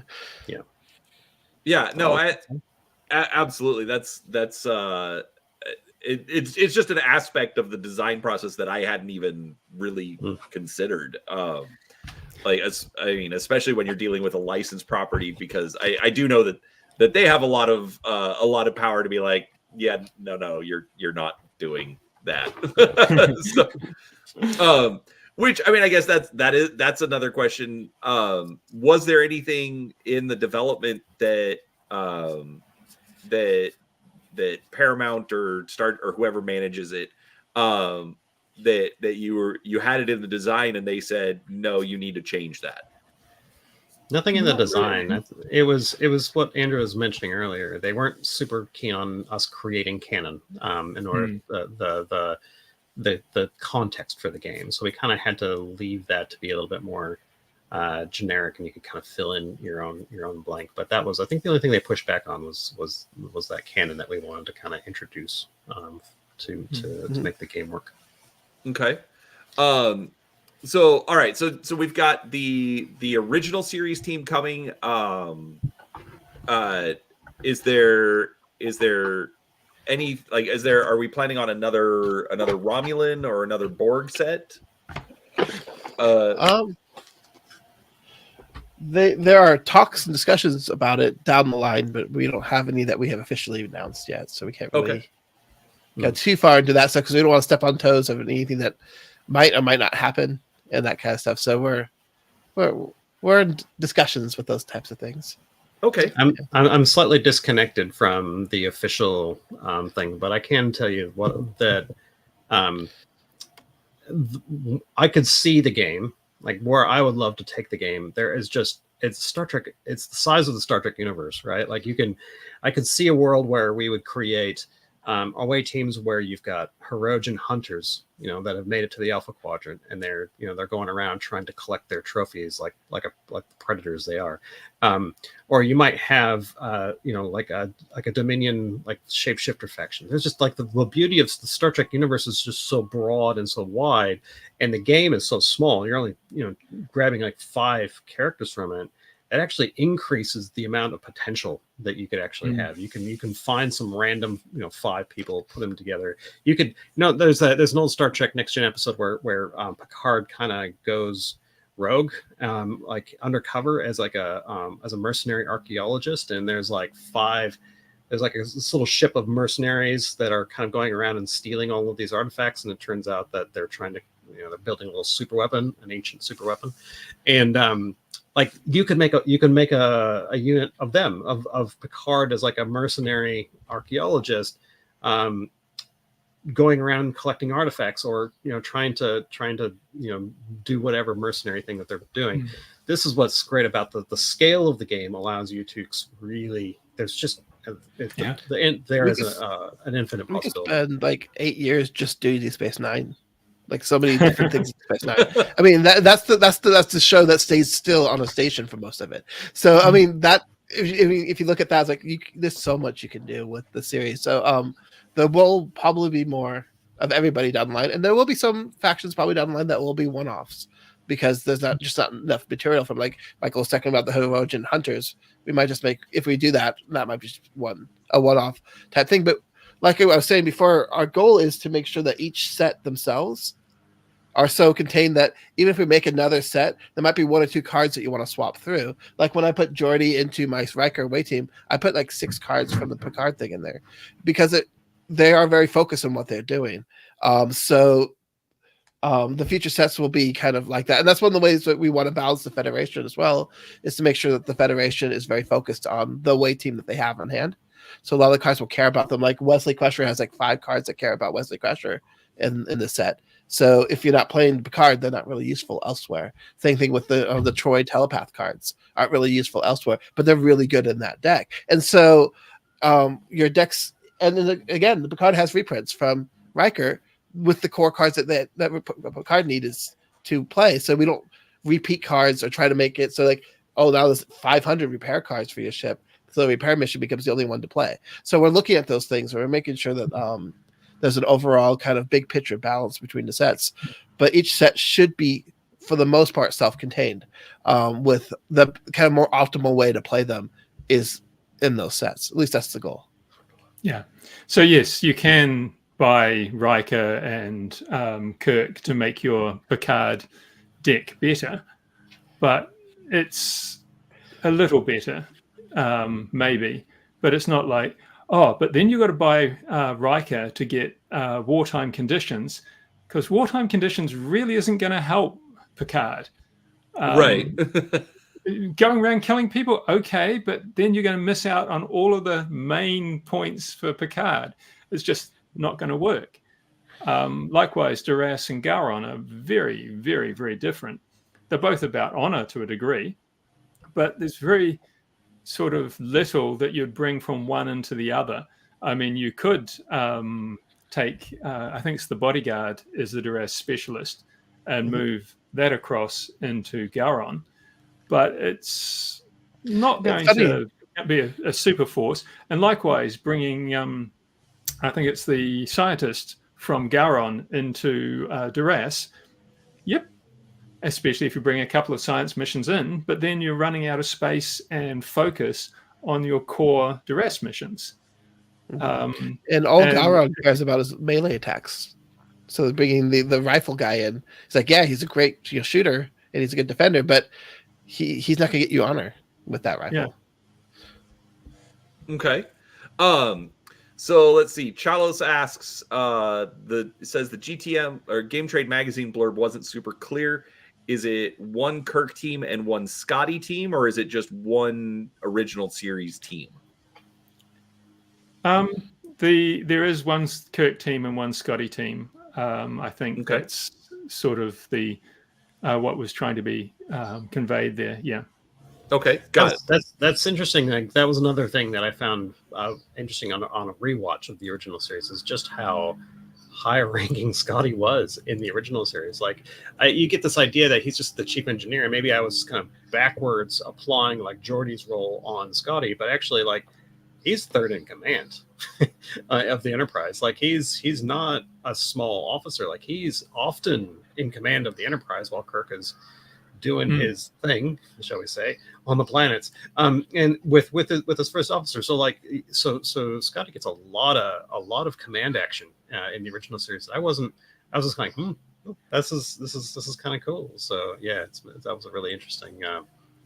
It's interesting because back then, operations and security were very much closer connected as well. Scotty did a lot of security stuff, as well as being an engineer, which is interesting because yeah, the other thing I remember reading was the whole red shirt thing and how somebody broke it down, and red shirts actually weren't the most killed colored shirt in the original series. I think it was blue shirts. The scientists actually had a few more deaths than red shirts, but that's another one of those mythos that you hear and you can't carry on with, But yeah. Oh yeah, absolutely. It's like the tropes come up, but it is kind of funny when they don't necessarily, match the actual, realities. But they're still red shirts. So, and John Scalzi's book Red Shirts is a definite read. If you haven't read it yet, I have not. I think I've heard of it, but I have not. I have so many things on my reading pile. This is a random ADD moment, but last time we talked, I dropped a little Easter egg about the Romulans having names coming out of the William Shatner book, and I thought I'd drop another one, another little Easter egg about the Picard set. It has a very unique keyword on the Earl Grey card. Its keyword is hot. And it's the only time that appears anywhere, but it's another harken back to the old Star Trek card game where they made a card that was called the Barber's Pole, and a character, I think it was Mott, right? Mott the Barber. Yeah, and they had a skill called barbering that did nothing in the game. There's nothing that needed it, never came up. And the Barber's Pole had a blank text. It was just something you could play on your thing. And it didn't have blank text. It had all that it said was plays on table. That's right. That's it. So basically, it was your whole card play for the turn was just to play a Barber's Pole. So sometimes that's fun to have those kind of little those moments. Fun things, yeah. But yeah, I thought I'd drop another little Easter egg in this one. Okay. So let's see. So another thing, actually going back to art and the design side. I do think we have to at least discuss the miniatures for the game. So I will admit, when I first saw them, like many people, it was like, what is this? These are kind of ridiculous. Now, since I have painted them, I've actually really grown to love the style. It is different. It's very unique for what's out there. What was the decision to go with this sort of weird chibi, but not chibi, but kind of deformed look? Presence on the board. The original ones were quite realistic, very similar to the Modificus ones. And the problem is that although you could recognize them from their pose, this guy's got his hands like, oh, I can't even get my hands on the screen here, doing whatever. But the faces and so forth were harder to recognize.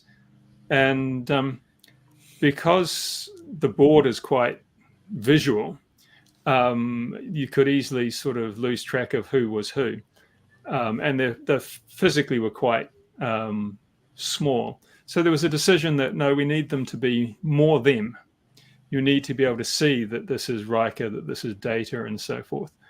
And when you see just sort of flat images of the design, they aren't necessarily the most sort of appealing. But when you see them actually physically, they're really quite awesome, and they paint up really well, which makes them even more awesome. So yeah, you look at a character and it's like, you just see it. I mean, if you look at Troy, it's like, yep, that's Troy. It's got the headband and the hair and everything. You can, halfway across the board, it's like, that's Troy. Instead of, that looks like a female character. It's one of the ones with their hands holding some sort of equipment, so it's not a fighty one. Hang on and read the label on the bottom. It's like, nope, that one's Troy, especially since on the card there's a picture of it, and you can see straight away who's who and look across the board and go, okay. And it's more important for your opponent's ones. You can glance over and see from a meter away, oh yeah, so that one there is that one there on their card, and oh yeah, I remember that one. That's the one with the blah blah. It helps with the gameplay when you don't have painted models, because that's the other thing, is that the game you can just crack open the box and start playing right away, and then not having it painted really does also make it harder to see when they're all the one color. At least we have the different colors for different factions, so you can see whose models are whose. But yeah, the bigger profile, the bigger things actually help you with the mono color look to them when they're not painted as well. And this might come from a little bit of my experience dipping into digital design. when you have these kind of these characters that are kind of unique to yourself, you can make sure that it opens up some freedom, like further down the road. So now you've kind of created your own art style, your own style. Now you can kind of expand that style, so you're not kind of beholden necessarily to a certain level of detail. You can kind of create the characters you need in the poses, as Phil was saying, that you also need, that help identify them at 3 foot, or in my case, 1.5 foot, where it's just kind of like you need to be able to identify things quickly on the table, but you also have as a developer, it gives you a degree of kind of creativity that you may not have had if you were trying to create or you have really realistic looking characters.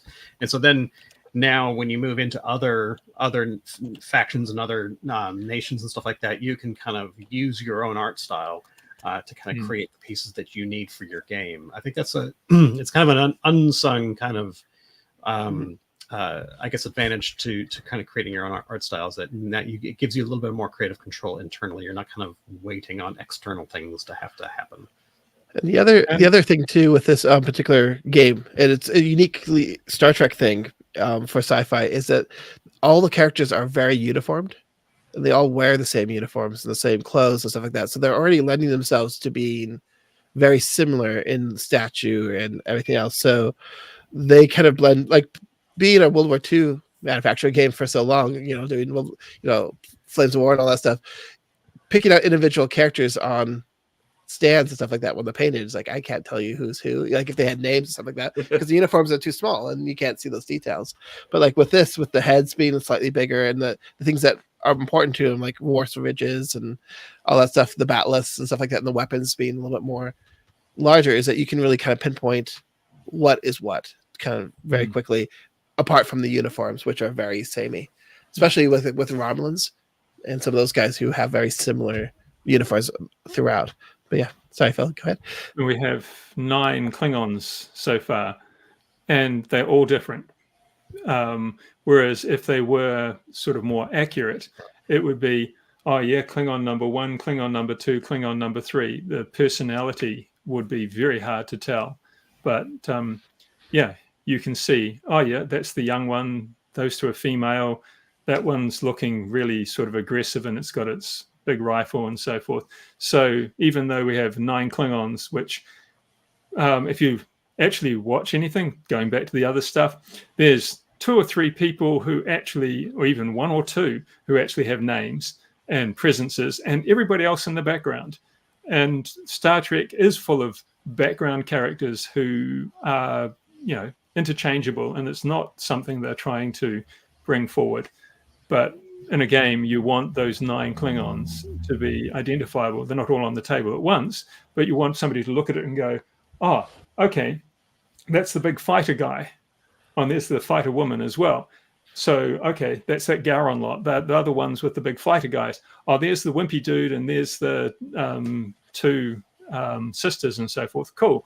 I can see those. I can remember them. So it works. Initially, I was skeptical, like everyone else, but it really works. Yeah, no, well, and I guess one slight pushback question. Why not just make larger miniatures as opposed to, again, kind of the semi-deformed style? Tried that. That was one of the first solutions. If they're the same size as the existing miniatures, they still don't have a lot of, the heads are literally half the size of the current heads. And all of the equipment and so forth, half the size of the equipment. I think that's only double factor, might be a little more. So they're still really tiny. And by the time you get them big enough to recognize, you have to have them twice the size of the current characters. And then it just starts double the board size. You've got these giants that, if they reached over, they could, sit in the captain's chair and operate the science console without standing up even. And it just looks silly. So trying to come up with a balance of physical size to match the board and the recognizability was a really good solution. Okay. But we didn't go the full Funko Pop really though. So. Yeah, no, I appreciate that, Andrew. Not going full Funko Pop, definitely. I do appreciate that. But that, Phil, that actually is a really good way to describe it. Is that it lets you get the detail, but then not overpowering the board, as it were, or as Andrew said, needing to make even bigger boards. So the other cool detail bits that you miss out on the regular Star Trek scale too is like the comm badges. There's no way to make them in that size that they're any kind of like way you could paint them that they aren't like just dots on the guy's stomach. And so being able to make them larger so you can actually paint the silver part and the gold part around easily really kind of plays well on the actual models. And that's probably about that big. Yeah. And the little details I was able to put on, I don't know if you can see it on the phasers, like I can put like little screens on there with the little lights going on, so like that they have. And like the things that you can do because I actually have the space to do it is quite cool. Right. And then of course like Geordi's visor, I'm able to paint the gold inside the silver. It's really hard to see on this, but yeah. And things like that where you wouldn't be able to do that on the normal size. It'd just be probably silver with hopefully the gold isn't too sloppy across the front. But it's one of the things where as a painting exercise, they're really easy to paint. I love the way the uniform has like that dark cut, so you can paint the color and the black. It just looks so good when everything's done, and I don't know, they're really fun to paint. So I think this size also makes it easier to paint and get into painting in general as well for the game. Yeah, absolutely. I've had an absolute blast painting up my teams. I've got all of the 4 core factions done. I think they came out pretty good, but I'm not that great a painter. But to be honest, I was a bit reticent when I first heard about it, mainly because I was the one who designed the original one, so I put a lot of time and work into design. And then when I was like, they just threw all of my designs away and did this whole thing. So I was a little annoyed with it. But then when I finally got them in my hands and finally started painting them, I'm like, yeah, no, I like these way better than what I originally had. So I don't really mind the changes at all once you hold them. It's one of those weird things where, yeah, the online photos really just give them no justice to what they actually look like when you see them in real life. There's so much better when they're in your hands. Yeah, and I think that's one thing that a lot of people did miss is I found the article talking about the whole design process, for the miniatures and whatnot. But a lot of people don't necessarily go out and hunt for that information. So they'll see the miniatures and be like, meh. But I think having that that description is really important.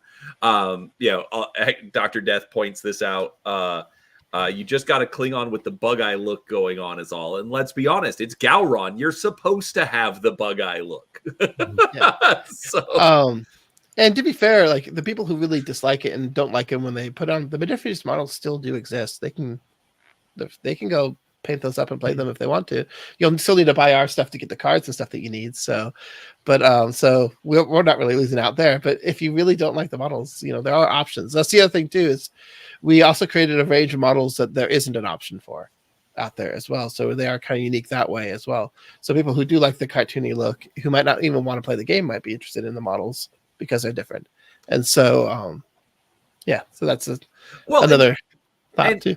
And even then, like one thing that I actually think is kind of interesting is, let's be honest, this game is affordable. Like in the US, the expansion factions are $25 a piece.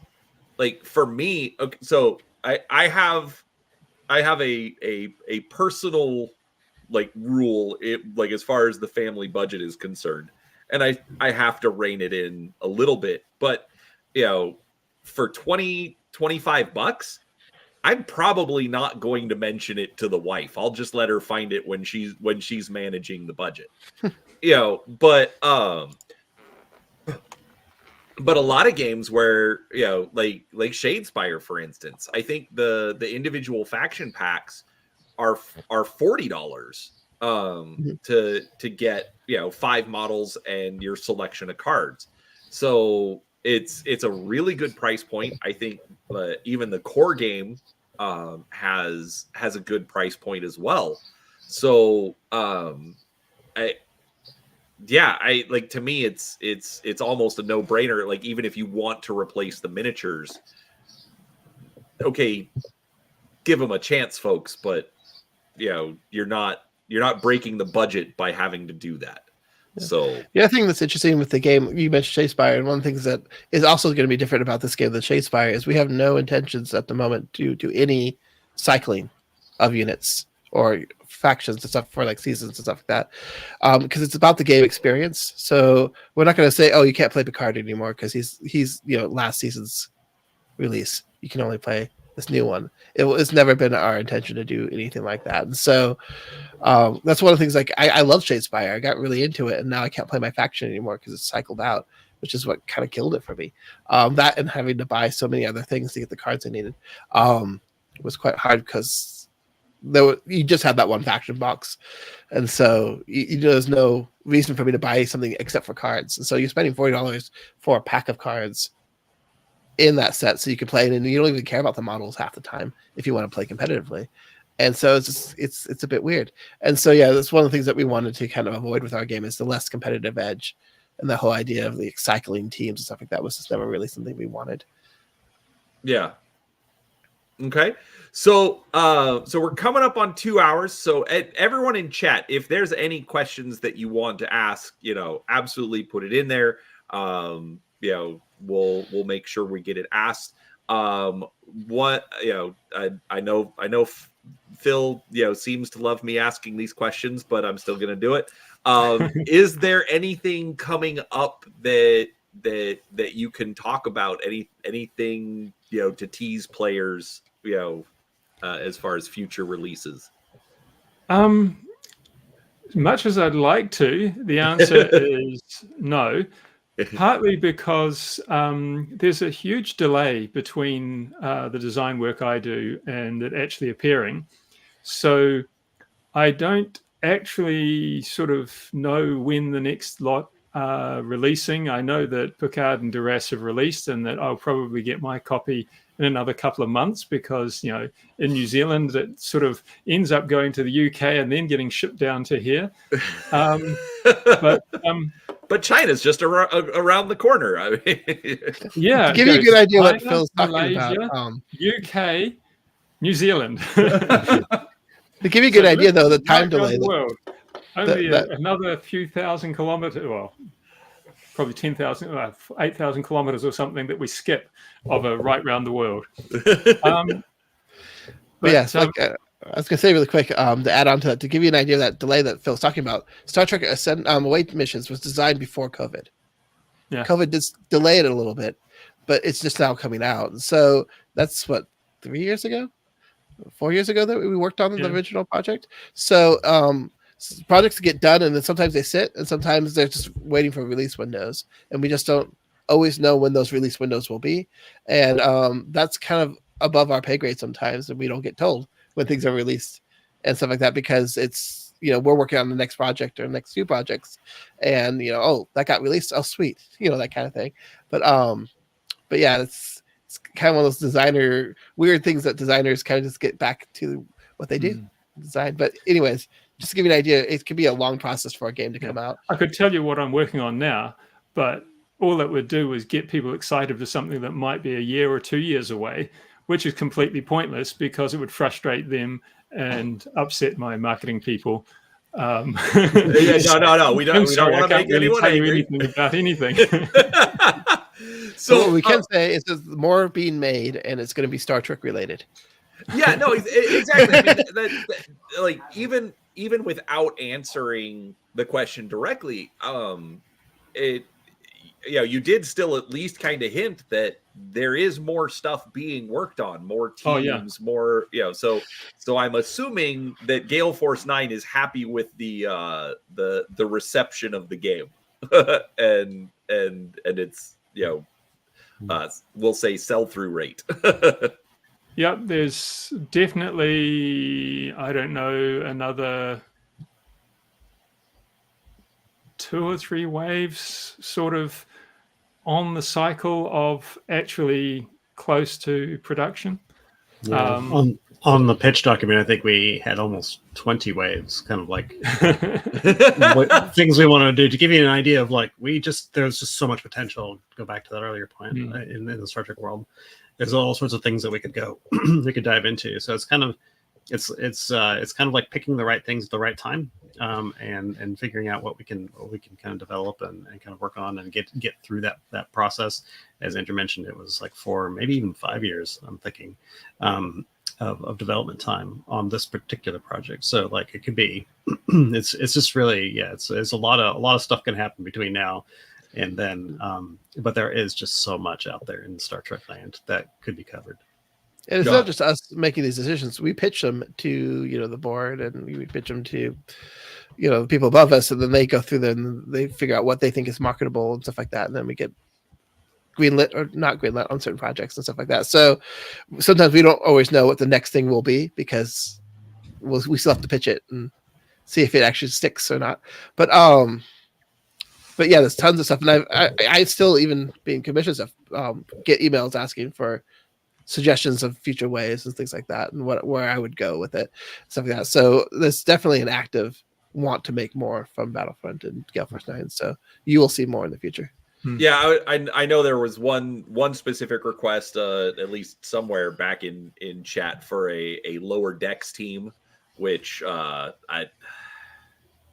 give me Tendy, folks. I want Tendy. But that's my dream team to make. So if I can get it working, it will probably happen. But it's still the cool thing about something like that, just to speak to the nature of lower decks itself, is it would turn things on its head, like the way that the game is currently designed. Like you basically have a team of mission specialists, and you get a couple of bridge crew to tack on to the end or something like that. You get this idea that actually because lower decks is it's the perfect number. There's 4 of them, right? So so that's like that, and then maybe Strax will show up, or maybe or not Strax, and Checks, and you get a couple of bridge crew people just kind of show up for one episode, right? That's what's so cool about lower decks, is that it's turned that paradigm on its head, but it doesn't disrupt things in our world. It just actually means, okay, this is kind of cool. We've got some interesting characters, and then you've got these kind of high high power bridge crew to help you out, which actually they're probably more of a liability than anything. So it's this really cool, again, potential. It's that magic because of the scale of the game itself. It maps so well to something like that obviously that's something that we have to think about. And like and you look at even some of the new Trek, like Strange New Worlds.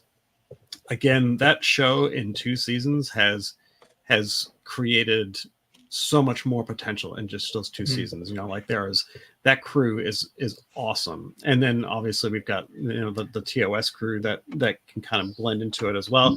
But there's just so many cool things that are happening there. You've got interesting stuff like the new Gorn storyline that's kind of rising now in Discovery. We get you know, like, oh yeah, you get exactly like, that's again more potential as opposed to just the rubber dinosaur suit from the episode The Arena. Yeah, you've got something to start kind of developing. That you take a couple episodes from Star Trek Enterprise and suddenly Gorn becomes a possibility. You know, like it's really cool. Like what I really love about this renaissance in Star Trek now is that they get the opportunity.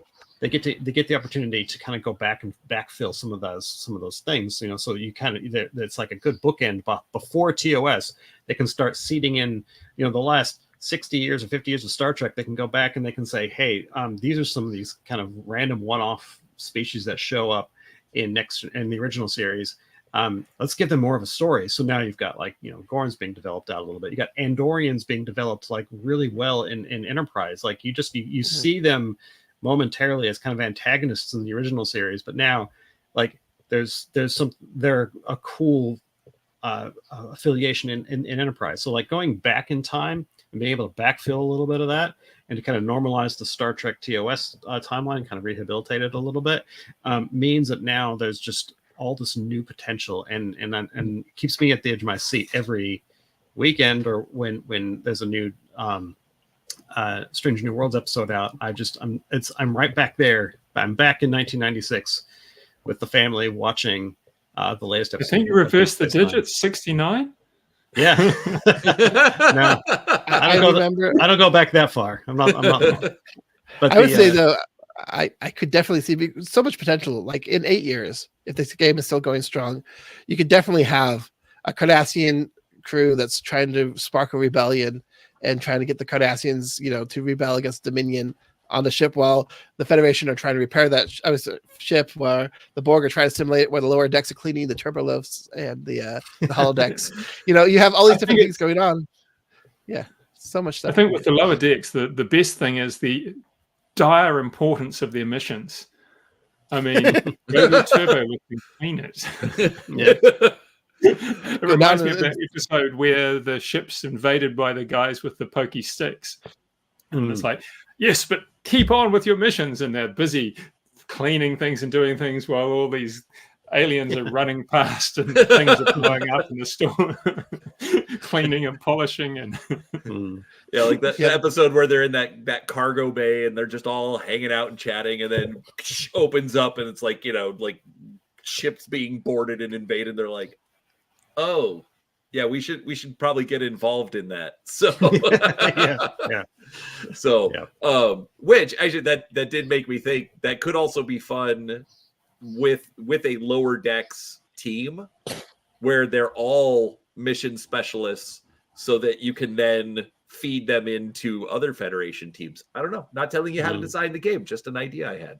So but see, that goes back to that question about the miniatures. Like if you've got that artistic style, if you've established that as your artistic style, it allows you to bridge the gaps between what is a cartoon series and live action series. Right now, it actually does normalize the two together, so that you can have Tendi with your Picard series, or it enables these kind of what would otherwise be quite disparate systems or disparate kind of art styles. It allows them to coexist. So that's a really good point. All right, so last question I'm going to ask that'll probably annoy Phil, and we're already over 2 hours, which is what I asked you guys for. So we'll end it here shortly. I just do think it's appropriate and relevant. Are there plans for new maps? Like, because you get the one set of maps out of the core set, but have something like a Klingon ship or a Romulan ship. Is that something that is it's been something that's been talked about right from the very beginning, and something that's still being looked at and talked about. There's no, I mean, it's not coming out with Picard and Duress or Kirk and Scotty or anything. It's sort of not immediate, but yes, something definitely that is sort of on the pile of things under discussion and looking at how it would work. Okay. Yeah, it's one of those things that it kind of feels like it makes sense, right? Like you kind of want to, just like in an episode of Star Trek, you want to set, like you want to put them on a planet set, or you want to put them on a ship set. It's just there's a few things that you kind of have to get a little bit creative, like when you're hacking a terminal on a planetscape. Like, what does that actually mean? Are you like, what does it look like? Yeah, what does it look like? What are they actually interacting with? Are they doing a science experiment on the planet or something like that? Like there's a few things that we'd like to kind of explore, but I really like the idea of different scapes from just the two that are there. But the two that are there, we deliberately chose those two because you can stretch your imagination a little bit. One of the things that you can see with Star Trek Strange New Worlds and even Discovery 2 in the first couple seasons is that they've kind of modernized what those ships back in the TOS era looked like, based on modern technology and stuff like that. So it kind of has helped normalize the kind of that next gen feel that we've put on those boards a little bit, and now you can actually see people. It doesn't make as much crazy sense to have TOS people running around on kind of Enterprise decks, and the Borg ship looks like any insert random aliens outpost here, Sure. kind of a feel to it. So but I would love to be able to explore some other boards eventually in the future. Got it. Yeah, I like the idea of Klingon and Romulan ships as well, because we don't see much of them, but what we do see shows that they're very, very different from Federation of Borg ships. And that sort of adds another sort of flavor thing as well. Yeah, I mean, I think the boards have an interesting mechanic of their own in the fact that you set them up randomly every time. But even then, it's like, okay, so on the bridge board, these are the spaces. This is how I'm going to move around. These are the things that I can do. And so, yeah, putting in a Klingon bridge or a Romulan bridge, is going to look different. It's going to have a different feel. So it's nice to know that it's at least being worked on, even if not, quote unquote, anywhere in the production schedule. So it was, as Phil said, it was very much from the very beginning. We knew that this was a space we wanted to keep open for ourselves, and so the design is geared towards keeping that open, those options open. Awesome. And I will swear to my dying breath, I will find a way to get a Thomas Harris plate card in the game. I don't know what it does yet. I don't know if we end up not doing lower decks or something. It will be in there somewhere, and I'll squeeze it in. What about Badgie? Could Badgie be like the new Q? I want Badgie. Badgie could be in the Q, but Badgie could also, you could have him when he had his villain arc where he took over that ship, and he had his whole crew, and you could have him as like a antagonist guy. But yeah, Badgie as a no P kit actually makes a lot of sense. Yeah. Because he does join non-Starfleet crew and helps them out. And then you could also have Tom Harrison and the other the guy, I can't remember his name, the other one that the same actor plays in Next Generation. Nick Locarno. Nick Locarno, yeah. If you guys haven't watched the third season, I won't spoil it, but he's a character in that series, and he has a whole arc that's really cool. Fourth season, actually. Fourth season, yeah. They all kind of go together. It's funny. I can't really talk about that. Never mind. But yeah, yeah, it's going to be a lot of fun. I'm really excited to see where we can take those types of elements to it. Because I think when you do introduce something like lower decks into a game like this, you want to do it after it's been established for a while, so you can actually poke fun at the game itself and have even meta references within the meta references. And so And so I think it's one of those things where you want to pull out later on than sooner, because you want to have tropes and concepts that you can play off of the regular game and kind of poke fun of with the lower decks. Kind of our own, was it unglued, unhinged type set that's theoretically going to be legal in the game, so you don't have to worry about that aspect of the Magic the Gathering thing I was reference, which aren't legal. But I think that's one of the things about lower decks is that it's reminding you that Star Trek has a lot of really cool history, but we can still laugh at it. And I think that's an important message to have nowadays, is that we can have interesting history, but we should be able to laugh at it. Exactly. Yeah. So, all right. Well, guys, it's been 2 hours and 15 minutes. Seriously, thank you so much for all of the time today. Thank you for finally sitting down with me to talk about this, because while I haven't played the game as much as I should have by now, I think you guys hit it out of the park. It does feel like Star Trek. It does, invoke a story. It hits all of those notes that I want from a game. Obviously there's been some good response out there as well. So it's, I'm really glad we could do this. But before we go, we'll go around, shout out whatever you want, because I know obviously Mike's involved with some different stuff. Phil may have, some cool thing that we're not aware of, and Andrew is all over the place like me. So we'll start with Andrew. Shout out whatever you want. Then we'll end the show. My name is Andrew again. I'll shout out my Facebook page. Time Lapse Game Studios. If you want to find any information about stuff I tend to post there, about anything I'm working on, do stuff. I'm currently still working on projects for Gale Force 9, and I'm also working on another project that I'd like to shout out, Orange Shall Overcome, which is a Dutch resistance board game with my friend Marcel in the Netherlands. And it's a really cool historical look at the resistance cells in World War II.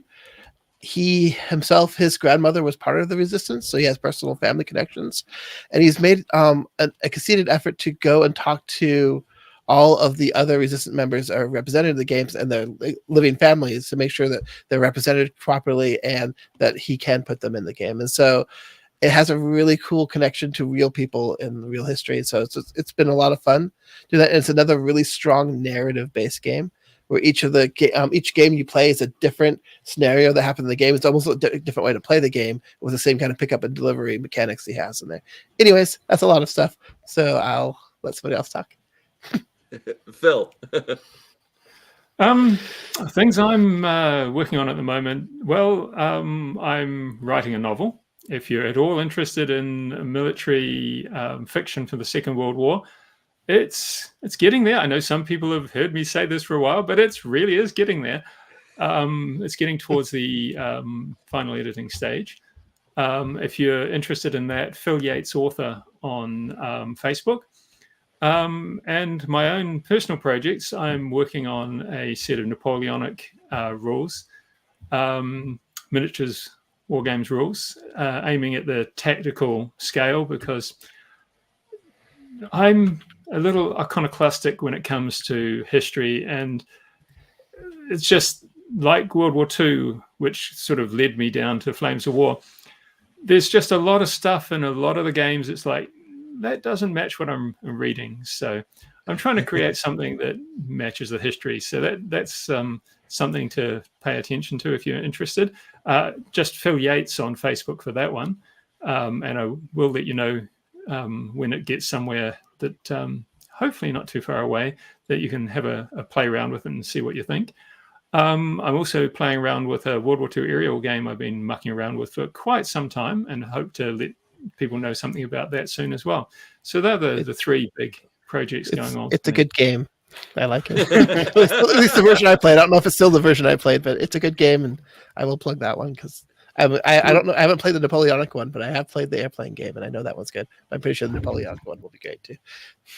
Well, real quick, Phil, since this is technically our first time meeting, when those get closer, absolutely let me know. I'm more than happy to have you back on and we'll dig into them a little bit more, and you can show them off. So Great.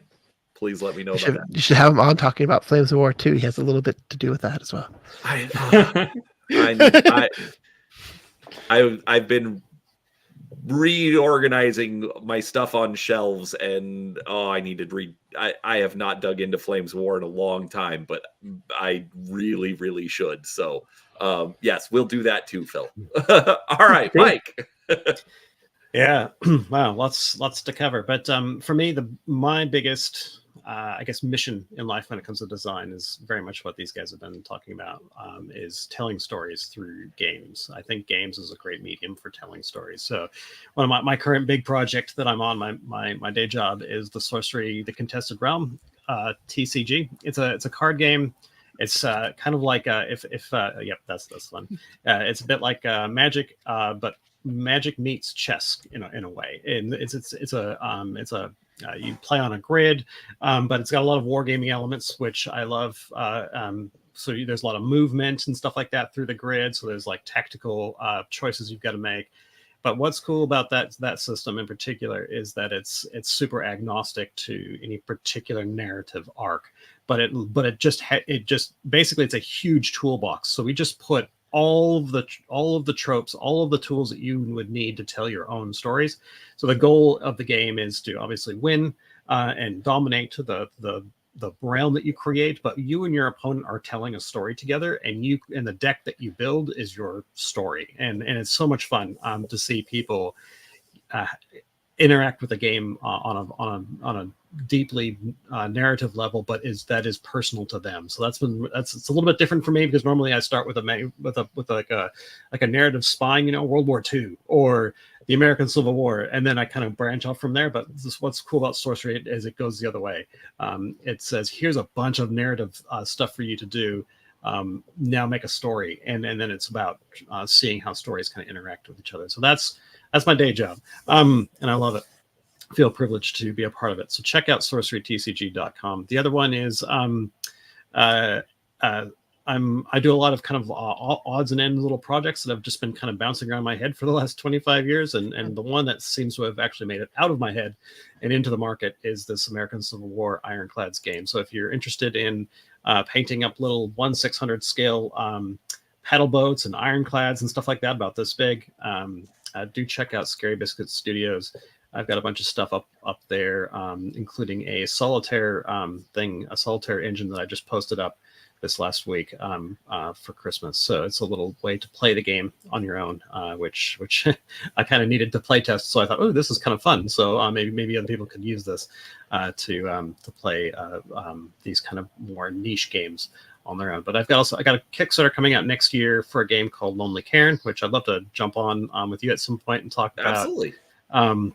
It's a single player game, but it's one that's been kind of stuck in my head again for a while. But I've been working with a guy in the States to bring that to market through Kickstarter, so that should be launching next year. So we're very excited about that.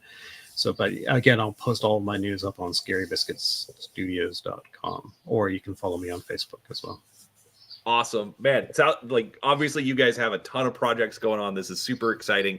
But yeah, so again, thank you so much, guys. Everybody in chat, if you haven't, hit the like button on the way out. I'd absolutely appreciate it. It does help the algorithm. But otherwise, like, subscribe, all the fun YouTube stuff. And thanks, guys. I'm going to hit the end stream button. We'll say our proper goodbyes off stream. So it'll end awkwardly here in a moment.